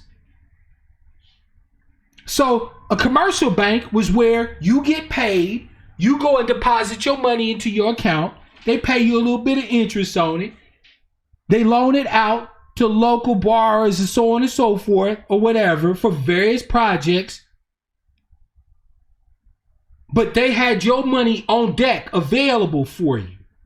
That's what we think banking is. But Bill Clinton deregulated the banks. He removed Glass-Steagall, the artificial separation between commercial banks and investment banks.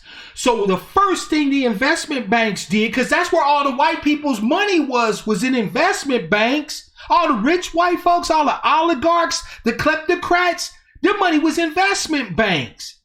Those investment banks, the very first thing they did was started buying up all the motherfucking commercial banks.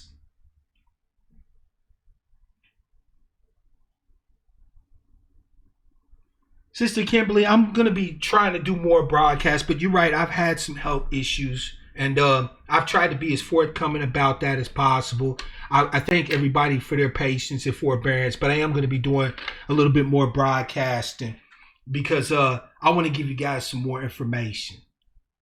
And I can do that in a smaller format. So I'll still have my 2 main broadcasts during the week, right? But I'm going to be doing little blurbs for members of the channel and stuff like that, and sometimes for everybody, where I just give a little bit of information or speak on a little topic, right?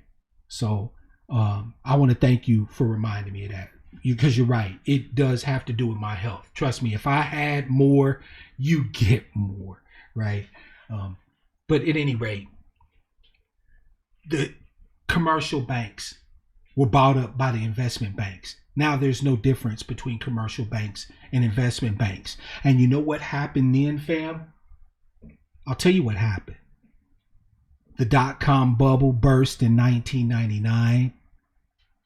The housing market bubble burst in 2008 because the investment banks now taking your deposits and they're creating these speculative instruments like credit default swaps and these other fake ass mortgage-backed derivatives. That wouldn't have been possible with Glass-Steagall in place. Banks, as you understand them, don't exist no more, fam. There's only banks, and they're back to where they were in the 1920s. They could take your money right in the front door and be investing in some old speculative bullshit out the back door. And if they fail, we've already seen the government establish that they're just going to bail them out.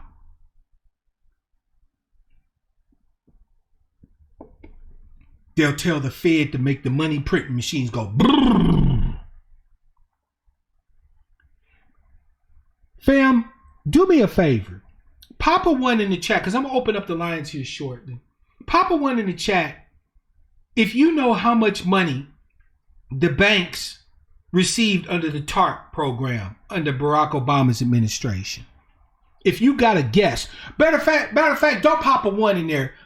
Put the number, the amount that you think the banks received under TARP, right? The program that was instituted by the Barack Obama administration to help save the banks and shit after the collapse of the subprime bubble in 2008. How much money? Pop your numbers into the chat. Take a guess. Black man says 3 trillion. Good guess. Keep going. I want to see some guesses. How much money do y'all think that the banks received under the TARP program via the Obama administration? We got 3 trillion. Come on, fam. Don't be jumping on Google. Just give me your best guess.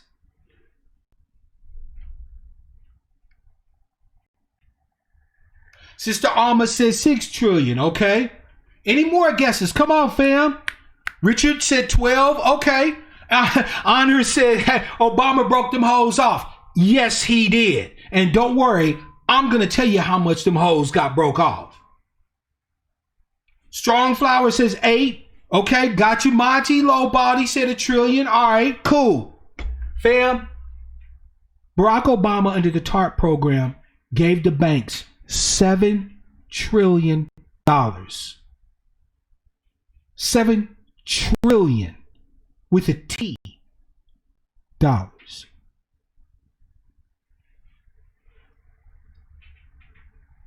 $7 trillion. Now, the government squawked like a bunch of tired, dead old hoes when the CARES Act was passed, and it was only a couple of trillion. And most of that went to businesses and banks too.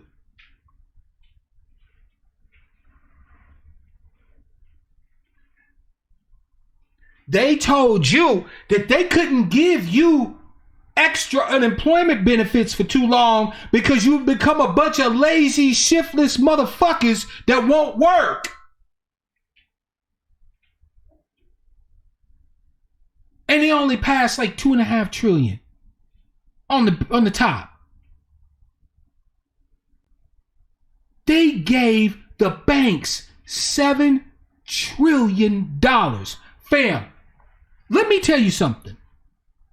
That amount of money is so goddamn crazy that if they were to pass a stimulus package that was to be a $7 trillion stimulus package, they could afford to give every single American, $1,500 up to $6,000 for a family of 4 per month until COVID-19 was completely under control. Per month.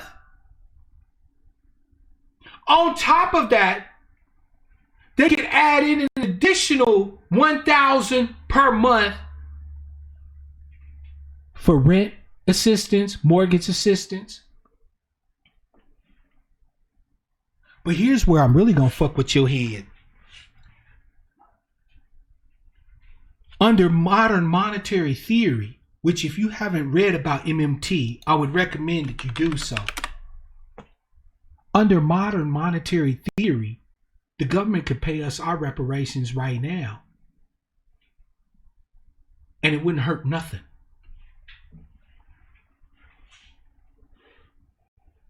It wouldn't hurt nothing. The stock market wouldn't collapse. The economy wouldn't pop. It wouldn't hurt a goddamn thing. You know why? I'll give you the simple reason why. Because America is the issuer of its own currency. It's a sovereign currency issuer. That's why. So as long as America wants to issue currency, it can at any time for any reason. The only thing that would change is that we would no longer be on the fucking bottom. They could cut that check tomorrow for $18 to $20 trillion for the descendants of slaves tomorrow. Wouldn't be no fucking problem. The world would not collapse. The world would not come to an end. The sky wouldn't fall. It would just be done. And the only thing that would change in America is that we would no longer be on the fucking bottom.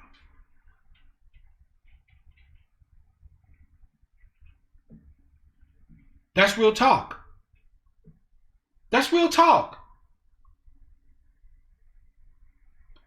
Exactly, AJ. The government got us fucking bamboozled. The government got everybody thinking that their debt is the same as the debt you owe. Do you know why the debt you owe is so bad? Because you can't just print up the money to pay your debt, right? You owe a car note, you owe child support, you owe the tax man. You're stuck paying that. You gotta find some way to get the currency to pay them motherfuckers. The government is not they're not a person like you. They actually can create currency for any reason they fucking want to. All this talk about the government debt, the government could pay that shit tomorrow. All they would have to do is print up enough currency to exchange the currency for the motherfucking bonds. Debt canceled. Debt's done. Next. And guess what would happen to the economy? Not a fucking thing. Not a fucking thing. AJ is absolutely right. When the government's in debt, all it has to do is make the money machine go brrr. That's it. Because it's sovereign. It can issue its own currency. It doesn't have to chase down money. It's debt. It's not like your debt. So when the motherfucking politicians are telling you, well, it's got to be pay as you go and we have to be able to afford it as a nation. Bullshit. Bull fucking shit. Sam could make the money machine go brrr and take care of every motherfucking thing we could ever possibly need as a nation. Everything. You want health care? Uncle Sam can provide it to you. You want good education that's absolutely free? Uncle Sam could provide that. Why? Because Uncle Sam controls the currency. If Uncle Sam decides that every American gets health care, Uncle Sam prints up the currency, all of a sudden we got health care. They just make the money printer go or type on the keyboard and make the numbers pop into the accounts. When the government spends money into circulation, that's how the see, they're sitting here trying to tell us, oh, we have to, like Anher said, we have to make the fiscal, we have to make the budget balance. Bullshit they do. The government don't have to do shit. They want the budget to balance. All they need to do is print the money. The government wants to provide jobs for everybody that's currently unemployed. The government can fucking do it. All the government has to do is just create the jobs and print up the currency to pay the people. And guess what would happen to the economy? Nothing. Matter of fact, it would get better.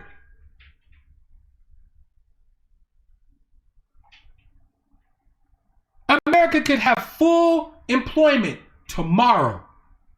Everybody who wants a job, who is able to work, could have a job. All they have to do is just print up these people's paychecks and send them out. That's real talk. No, black man, that's game. See, they try to get you to think that the government is like a person's debt. But wait, Big Unc, you're right, because it could debase the currency. But the only way it could debase the currency is if they didn't have that money circulate, right? So under MMT, when the government prints up currency and puts it out there in circulation, they have to pull that money back out of circulation to keep it, in other words, they have to create a cycle. They have to create a push and a pull. They can use taxation to do that. They can use fees to do that, but the government doesn't need to. You don't never need to pay a fee to the government for anything. You don't, because the government doesn't have to chase your money. The government doesn't need your currency. It prints the currency. That shit's fiat. It's currency because America says it's currency. So why the fuck can't they just do for us what the fuck we need done for us?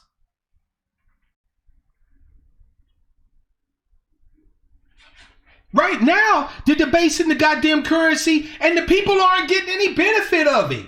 The only motherfuckers that's seeing any benefit is people like Bezos, like Bill Gates and so on and so forth, right? And what are they doing? They can't spend the money. They can't circulate it. Once you get past a certain amount of money, fam, it doesn't matter how much you try to spend. You can't spend enough.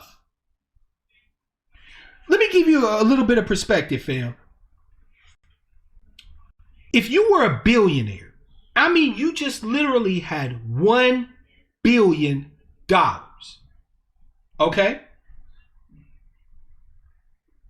If you spent $1,000 a day, go out and buy whatever the fuck you want, the most frivolous shit you could possibly think of every goddamn day. $1,000 a day. Fam, you'd be dead before you spent that whole billion. I'm not kidding you. You would literally be dead before you even spent a respective portion of that $1 billion.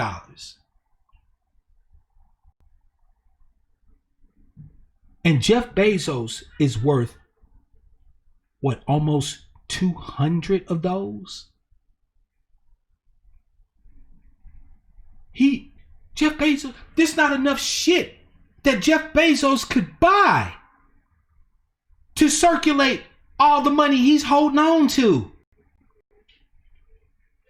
So why not pull that money away from his ass? Jeff Bezos don't need to be no 200 trillion or 200 billionaire. Fuck him. You could take 200, if he's worth 200 billion, you could take 198 billion of Jeff Bezos' money, and that motherfucker would still be more comfortable than you'll ever imagine. He'd be able to live just fucking fine for the rest of his life. But what could that 198 billion do for you? The problem isn't that there ain't enough money. The problem is there ain't enough circulation of that money. That's just it. That's just it. There's plenty of money. There's plenty of money for every motherfucking thing that y'all could possibly dream of would be a good goddamn thing.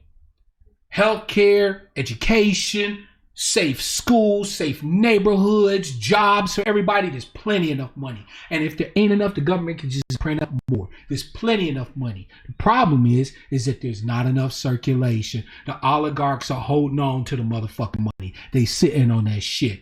Apple's got a market cap of $600 billion, got cash reserves of over $1 trillion, and y'all wondering why we all fucking broke. They tell us that we broke because we don't know enough about money. We're not financially literate. Fam, I'm not an economist, so how am I sitting here telling you shit? Because I can't read. I can't actually look at stuff and it makes sense.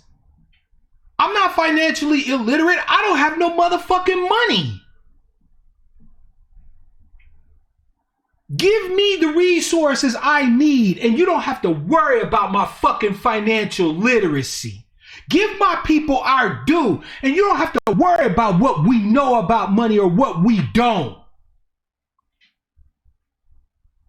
But what you ain't gonna do is sit here and tell us that we don't know enough about money when we ain't got no money. Give us the same money you give Bezos and watch what the fuck we could do with it. Hell, we could do just as good, if not better, than Bezos.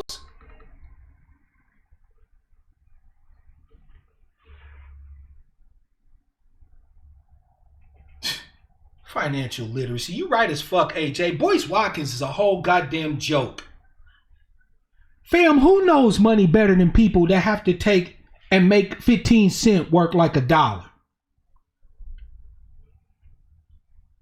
Who know money better? Who's more financially literate? Motherfucker who got so much money that they could just say, fuck it, I don't even have to fix up my car. I'll just go buy another one. Or a motherfucker that's got to take a 20-year-old car and figure out how to make that motherfucker get it from point A to point B off of a couple $100 a month. Who's more financially literate?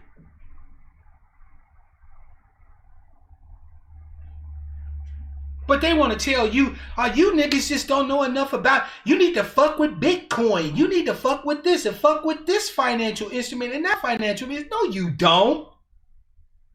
What people need to do is give you some motherfucking resources and stay the fuck out your business. In that report, thank you, Easy Be Easy. In that report that Dr. Darity did along with the other economists like Derek Hamilton, Matt Brunig, and all of that, black people actually save more than everybody else. We're the biggest fucking savers out there. But they telling us niggas is so wasteful with money. They gonna go out and buy the new Jordans and buy the new Xbox. Some of us will. And you know what? What the fuck is wrong with that? Explain to me why it's okay for Billy McWhiterson to go cop the new Xbox as soon as it drops, But if Jerome go get one, he's a lousy, no good ass nigga who's working to keep his people down. Make that shit make sense. So for us, it's all struggle. It's all porridge and no meat. Niggas is broke, so we supposed to just sit around and eat oatmeal with no butter, Kool-Aid with no sugar. We ain't supposed to have no enjoyment, no flavor out of this life. Man, if all it take to keep Jerome from blowing his motherfucking head off at the horror that exists of being a black man in Fortress America, if all it takes to keep that brother alive is the capability to play Super Smash Brothers, then leave that nigga alone. If all it take for our sister Shanae to feel good about herself is a motherfucking feel, or some new nails, why you in that sister's business? Let her have her motherfucking enjoyment. White folks do that shit all the time. Go get French dips or, pedicures and manicures and this, that, and the third. They sit there and brag, yes, we had a spa day. It was fantastic. It was just me and the girls. Our sisters go do that. They the most low down, dirtiest, white supremacist supporting piece of shit, filthy wretches on the planet Earth. Why? Because they want a little bit of fucking flavor in this life? Because they want to actually feel good for just a brief goddamn moment? We got to stop shitting on black people. For what? I'm not shitting on you, fam. I'm not gonna shit on you. If you got your reparations tomorrow and the thing that gave you the most motherfucking joy was to have some motherfucking spinning rims, nigga, have it. Have it with my blessing. Shit, go out there and polish them bitches 3-4 times a day if that shit make you feel good, fam. You don't hear no shade coming from your man Mark Black. You got just as much right to enjoy your life in this motherfucker as anybody else do. Matter of fact, you have more. Because life in this country is harder for you. My brother black man want a boat. I say that brother should have a motherfucking boat. But not just any boat. I want him to have one of the motherfucking, catamarans or one of them pontoon joints that won't flip over on his ass. I want him to have one of them motherfucking 5,000 horsepower engines on the back of that bitch. He can take it on the sea if he wants to. And I don't want nobody to tell him shit. If you want that new Xbox, fam, go copy. You don't owe nobody no explanation for you having some goddamn brief spot of enjoyment in this motherfucker. Don't nobody else have to be sitting there explaining what the fuck they doing to anybody else. You don't owe nobody no explanation for making yourself motherfucking feel good. You human too. Maji said, nah, you better not be buying no spinning ring. Hey, fam, I don't care. I don't care. AJ's right. Go look at them little white kids that live in the suburbs. You talk about our kids wanting the new J's. Them little white kids get them as soon as they drop. You talk about us standing in front of Foot Locker waiting on the motherfucking store to open. You notice it ain't just black people out there. There's white folks out there too. It's just not that many. Why? Because a lot of white folks happen to have something that you probably have heard of called the internet. And they'll just pre-order their shit so they can sit in the comfort of their own home and get their J's delivered to their house. But what the fuck is the difference between Jerome going to the store and camping out and Johnny getting his J's delivered to the crib? But we shit on Jerome and don't say a fucking thing about Johnny. Johnny's supposed to have the fat of the lamb. He's supposed to eat the fatted calf. He's supposed to live high on the motherfucking hog. And Jerome is just supposed to suffer all goddamn day. Lord, it's so hard living this life, a constant struggle each and every day. Fuck that shit. They cut my reparations check tomorrow, fam. I done already told you what I'm doing. I'm buying me a big fucking piece of dirt with my name on it, putting a house right in the middle of that bitch. And if you ain't tribe, you ain't the mailman. If you show up on my shit, you ain't leaving. It's like the motherfucking Hotel California. You can check out anytime you like, but you can never leave. It's like the Roach Motel. You can check in, but you can't check out. And I'll be damned if somebody tell me I can't do that shit. That, nigga, you just ain't financially savvy enough. You should buy some gold. You need to go ahead and get you some motherfucking Bitcoin so you can keep your reparation. Man, fuck you. I'm buying me the most expensive motherfucking pair of cowboy boots I can get my hands on and break them shits in so they'll last me for 50 years. I'm getting a motherfucking rifle with a scope on it. I'll be able to hit anything from the top of my house to the other side of my land. And I'm gonna die on my fucking front porch. And you don't get to tell me shit.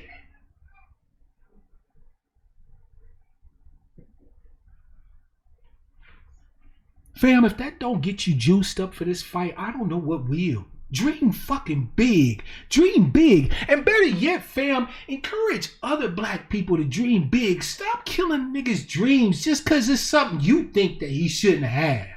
Who the fuck are you? Who the fuck is anybody? What up, Trey? Mr. Too Opinionated. You're going to have to elaborate on that, fam. I don't know what you're talking about. I don't fuck with Umar or Nick Cannon. Just general principles. Fam, you deserve every good thing that this life has to motherfucking offer. Don't let nobody tell you you can't have the right to dream big, to try to live a little big.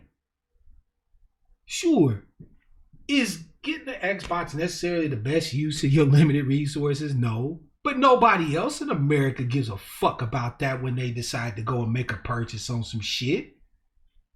So why should you? Why you gotta act like every other American deserves to thrive except you? I ain't never owned a pair of Jordans, but you know what? If my brothers want to get a pair of motherfucking Jordans, have at it. Cop the fattiest ones you can get your motherfucking hands on. If my sisters want to go get her hair done, her feet done, this shit, you know what I'm saying, get the paraffin and all that, fam. You know what I'm talking about, ladies, right? Get the motherfucking paraffin on, you know what I'm saying, to get rid of all that dead skin. Get the motherfucking cuticles trimmed up, right? Where you sitting there in front of the motherfucking display picking out what colors you want. Shit, get the motherfuckers airbrushed and put some gold flakes on them shits. You want to get dolled up, you go right the fuck ahead. Everybody else get to fucking have a little space in this place for joy, for happiness.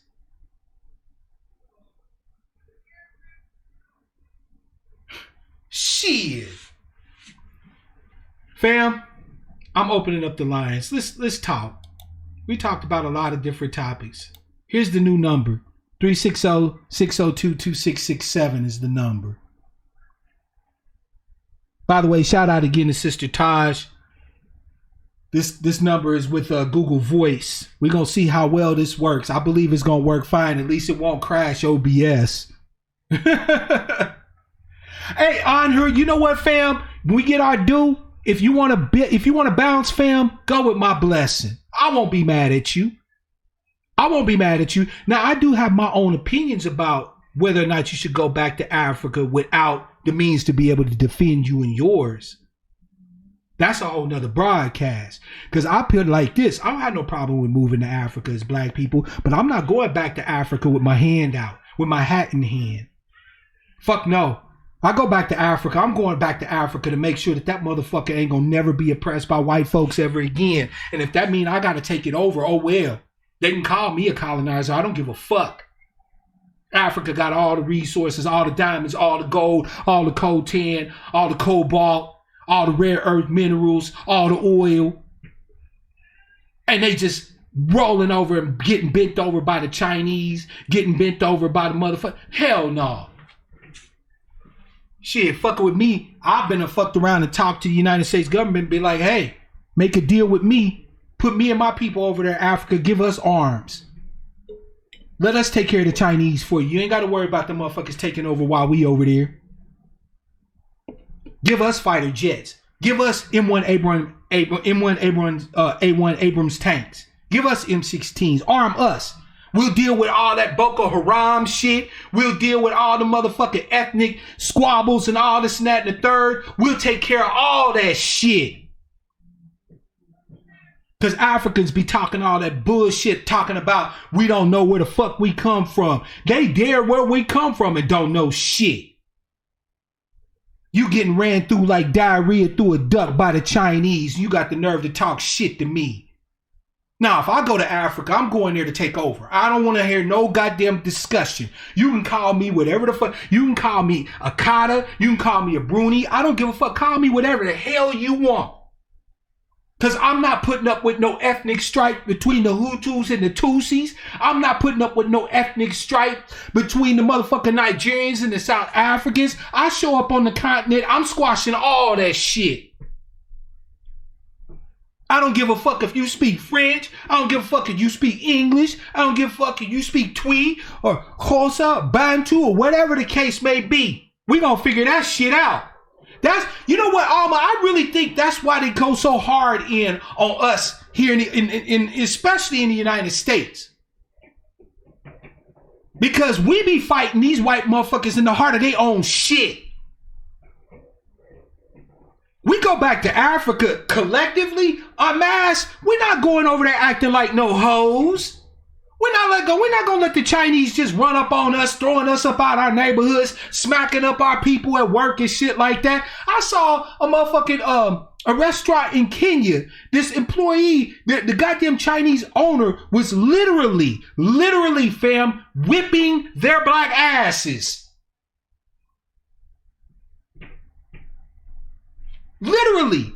Fam, I'm not joking. I'm not saying it was fisticuffs. No, he would have them bend over like they was kids and was whooping their ass. His employees. Fuck I look like. I don't even take ass whoopings from my mama. I sure in the fuck ain't about to take no ass whooping from no Chinaman. Yeah, don't get me started, fam. Do not get me started. Because I think we should go back to Africa? Yeah. But I think if we go back to Africa, we better go back to Africa in power. Because if we go back to Africa, hat in hand, talking about where our citizenship at, we gonna get caught up in all the fuckery that Africans is getting caught up in every goddamn day. Corrupt ass leaders who's pillaging the nations and running off to motherfucking France, to England, to Germany. Leaving they people fucking destitute. You think as a black man, I would go to Africa and see other black people suffering that bullshit at the hands of corrupt ass black people, and I wouldn't go over there with the willingness to kick their motherfucking ass out? Nigga, is you crazy? I ain't gonna live in no country where I gotta pay a bribe just to get something done by my motherfucking government. Hell no, I'll burn City Hall down in that motherfucker. Let me go to Kumasi or some shit and I gotta pay something at City Hall just for them to do right by me. I'll whoop that motherfucker's ass right there in City Hall. We ain't them niggas.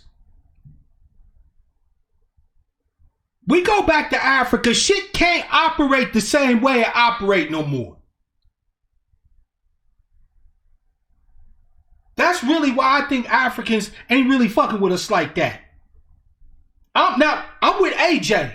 America's my home. This is where my ancestors' bones is buried. I'm perfectly good right here. But do I think that black people in America, the descendants of the enslaved, could make a move on Africa? You fucking ain't right. And better yet, we can have the United States back us to do it. you motherfuckers is always talking about the white man this and the white man that. I don't give a fuck what you talking about. I'm talking about real politics. I'm talking about reality. I turn to the government, 38 million strong, men, women, and children, and say, help us post up in Africa. Give us arms, training, weaponry. We'll take care of all that Boko Haram shit for you. We'll take care of any of that ethnic stripe for you. And we'll make sure that the Chinese can never get a foothold in Africa. You think America wouldn't take that motherfucking deal? It kills two birds with one stone. It gets niggas out of America where white folks don't really want us. And it gets us into a place where we actually have some motherfucking breathing space and room to move and access to resources.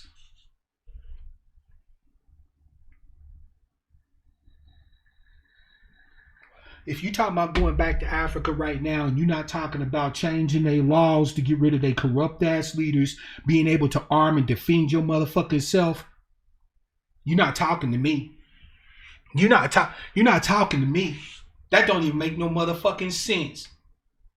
They'll have your black ass over there caught up in a trick bag. You can't even get citizenship. You could just own and operate a business and pay your taxes, pleb. You don't get to vote. You don't have no say over nothing. You can't even speak the motherfucking language. I read a story about a sister that had some land over in Ghana.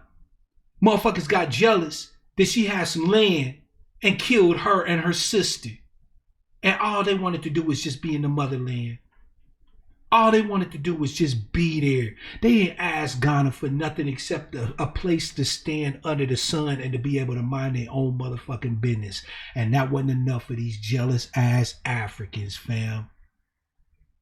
They want to call us lazy and say we won't work hard. Take your ass over to motherfucking Accra and see how lazy them bitches is. They'd rather run up in your house and steal your shit right off of your motherfucking table. Petty theft over in Ghana is a thing. When I say it's a thing, fam, it's so much of a thing that they actually warn travelers to Ghana. If you got anything small enough that somebody can snatch, you better keep it on your person. Because them motherfuckers will steal everything that ain't nailed down. But they want to talk about us. Everybody over there is hustling, but they want to talk about us. And we hustling in a place that's hostile to us hustling. We hustling in a place where the motherfuckers that's trying to stop us from hustling don't even look like us.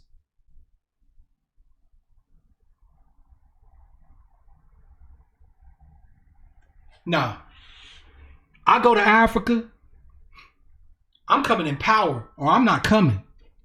I'm coming over there strapped to the motherfucking gills with as many of my motherfucking people behind me as I fucking can. And I'm putting a halt to all that corrupt bullshit that they living under.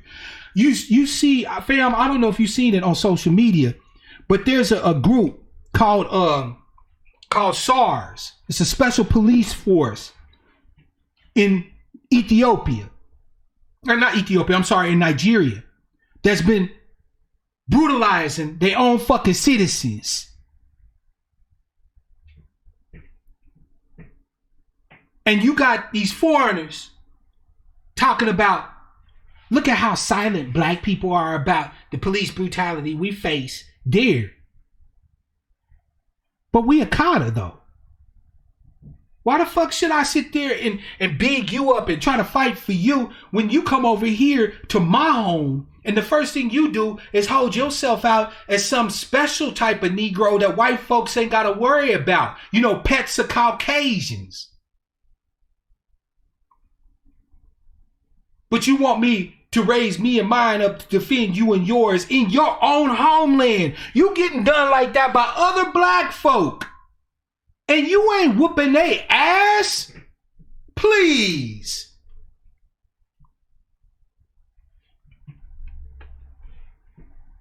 Let black people, let American black people have Nigeria.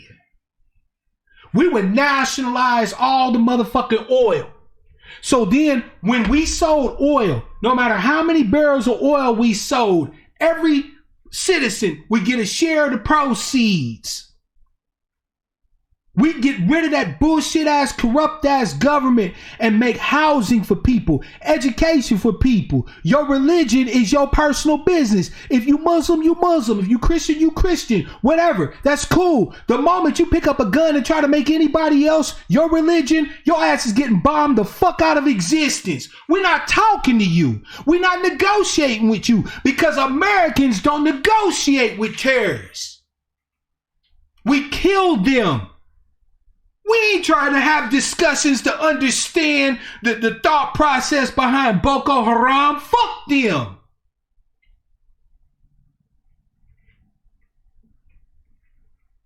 Black Americans was in charge in Nigeria. We would give Boko Haram an ultimatum. Y'all motherfuckers stand down or we coming. And when we coming, we ain't stopping until y'all ain't there no more.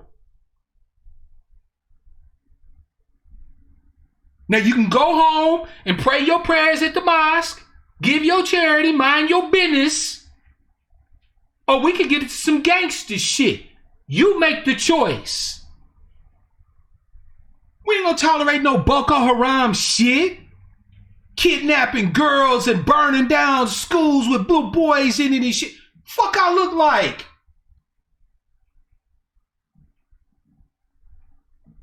And we sure in the fuck ain't gonna be making chiefs of white folks and motherfucking Chinese and shit either. Let me be in charge of Ghana. And a motherfucking Chinese man was like, I kind of like to be a chief too. I'll be like, yeah, and people in hell want ice water, bitch. We don't have no motherfucking Chinese chiefs around here. But if you want to open up a store, you can pay me X number of dollars per month. You can open up your motherfucking store.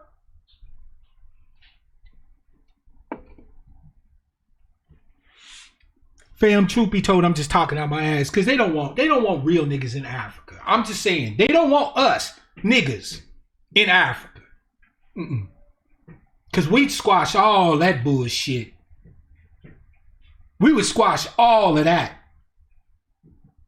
Africa would be one goddamn nation when we was done. Because we'd go over there and whoop everybody ass that was out of pocket.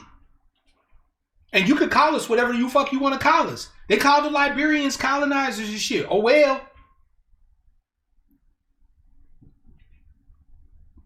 Africa would be one when we were done. Because we the only motherfuckers that actually believe that Africa should be one. We're the only ones. That whole Pan-African shit, that's us. That's us. Africa's not even Pan-African. They quick to tell you, Africa ain't a country, it's a continent. There's 54 different nations in Africa. I wouldn't give a fuck. There's, 34 different nations in Europe. But they got the European Union. They don't have no problem exercising power together to whoop your black ass.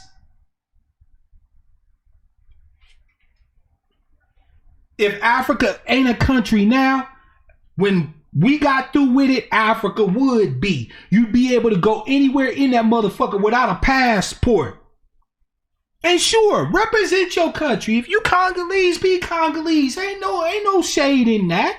If you Ghanaian, be Ghanaian. That's cool. Right? If you Nigerian, Niger, right on. But when it comes to African interests, it's all of us or it's none of us. But they don't want that. They don't want that. They don't want us over there acting like that. They want to keep their little tribal bullshit and all this and that and the third. Man, fuck them motherfuckers. That's why I'm not going. Because I would end up dead over in Africa. I'm just keeping it a full ass buck, fam. I would end up dead over there. They too corrupt. They too foul. They too tribal. They, quite frankly, lazy. They quick to call us lazy, but them motherfuckers have whole countries. And they just too lazy to whoop the ass off of these corrupt ass politicians and run their motherfucking ass up out of there and actually do something for their fucking people. There's a few countries in Africa I would truly fuck with. Rwanda, since the genocide, has been a place where you could actually grow. I could fuck with Rwanda. They seem to got their head on right. I might be able to fuck with something like, I don't know, the Gambia or Senegal. Maybe.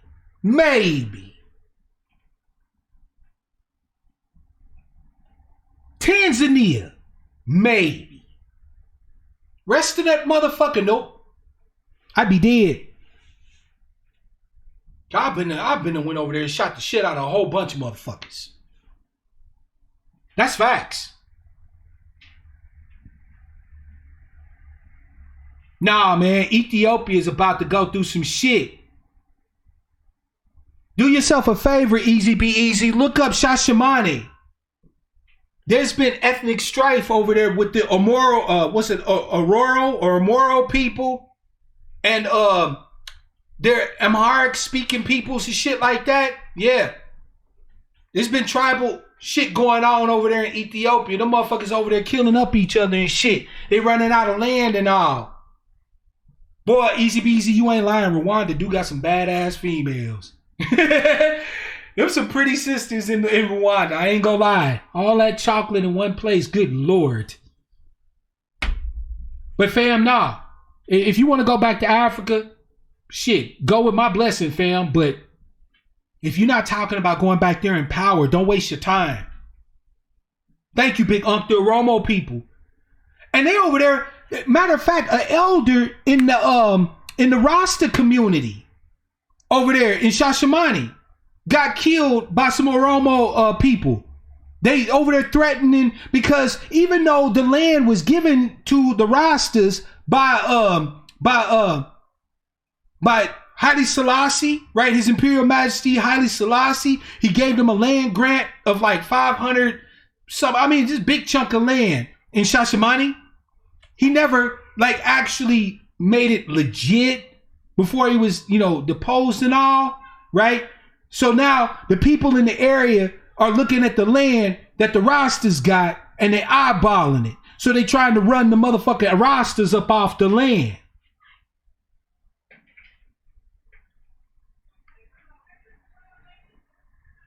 I hear you, Honor. No, I hear you, fam. I'm just saying, if you want to go, that's cool. Anybody who want to go back to Africa, that's cool. But fam, I'm telling you, if we're not going back there in power, I wouldn't waste my time in Africa, because Africa gonna cause World War III. Seriously. Africa's where World War III gonna be fought over. You can believe that.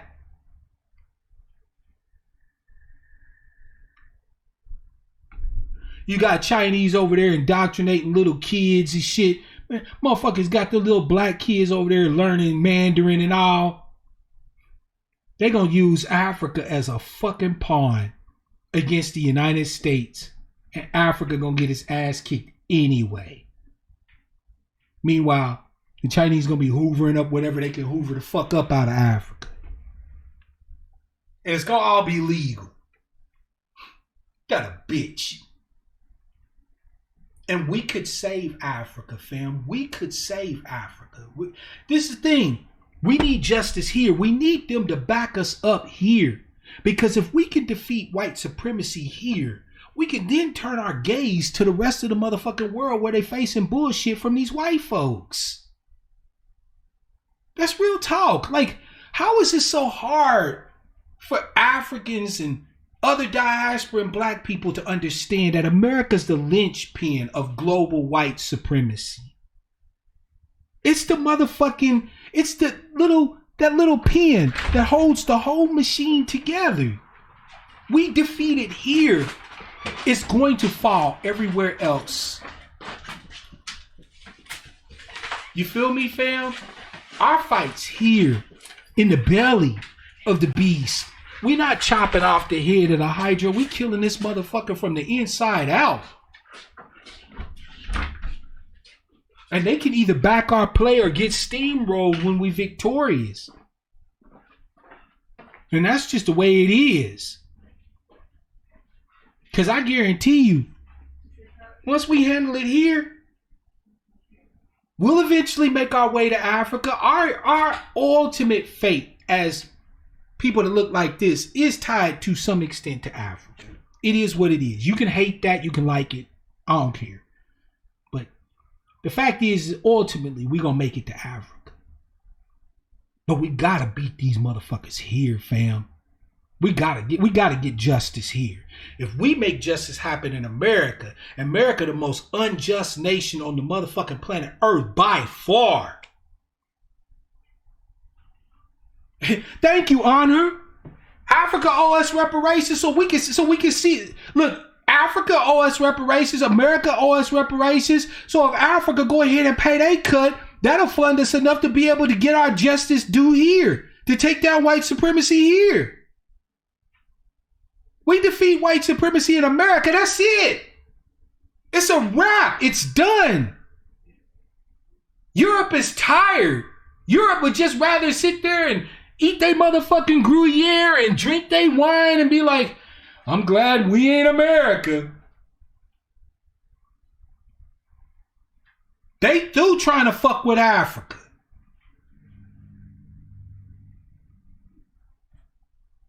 You feel me? So, yeah, fam, we get our due here. It's game over. That's why you are part of the... Fam, this is why you can't get tired, why you can't waver. You are part of the biggest fucking fight the world has ever seen. And you're the one everybody expects to lose. So imagine what happens when you're victorious. Imagine when we finally bring justice to the most unjust nation on the planet Earth, the arbiter of all things foul, filthy, unclean, disgusting. We address white supremacy here. White supremacy's done everywhere else. They all take their cues from America. The Nazis did. All the right-wing parties that are over there in Europe right now are taking their cues from Donald Trump. And they'll soon be taking their cues from Biden. Nah, our fight's here, fam. Fam, I'm going to go ahead and call it a night. I've been talking to y'all enough. And maybe y'all call in the next time. I'm glad y'all liked what I had to say tonight. The chat was live. Thank you both. Thank you, Adric, for both of the super chats, fam. I appreciate the love. I appreciate y'all. You know, we need people to be thinking of and asking the hard questions. Like I said, fam, we got some hard questions and some answers we need to come up with around the coronavirus and what's about to come next with the evictions, the foreclosures, the job losses. The government ain't coming to save us. There ain't gonna be no stimulus in enough time to really stop any major damage. So we're gonna have to start talking about real land-based acquisition, squatting, all the techniques and tools. We're gonna have to be talking about moving black people en masse in groups to different places. We gotta have some real conversations on that shit. We gotta talk about these people talking about Africa and this, that, and the third. We need to shut all that bullshit down. If they're not going over there in power, they ain't not talking. If that's not happening, I don't want to fucking hear shit. You know? It is what it is. And most importantly, fam, we gotta just continue to do what we're doing. We gotta continue to be about each other. It's not about me. It's about we. Right? It's not about me. It's about we. Every bit of grace you got in you should be for your people. Fuck talking down to us. Fuck blaming us for this, that, and the third. Nobody else does that. Stop it. Let your man go and get a goddamn PlayStation if that's what he want. Let your girl go get her hair done, her nails did. So fucking what? Right? Like, who cares about that shit? No other American has to justify their enjoyment, has to tabulate their existence like we do. Fuck that shit. I love y'all, fam. So, I'm going to go ahead and wrap it up. But as always, fam, until next time, I want to wish you all love, peace, prosperity, and power. Real power to our people.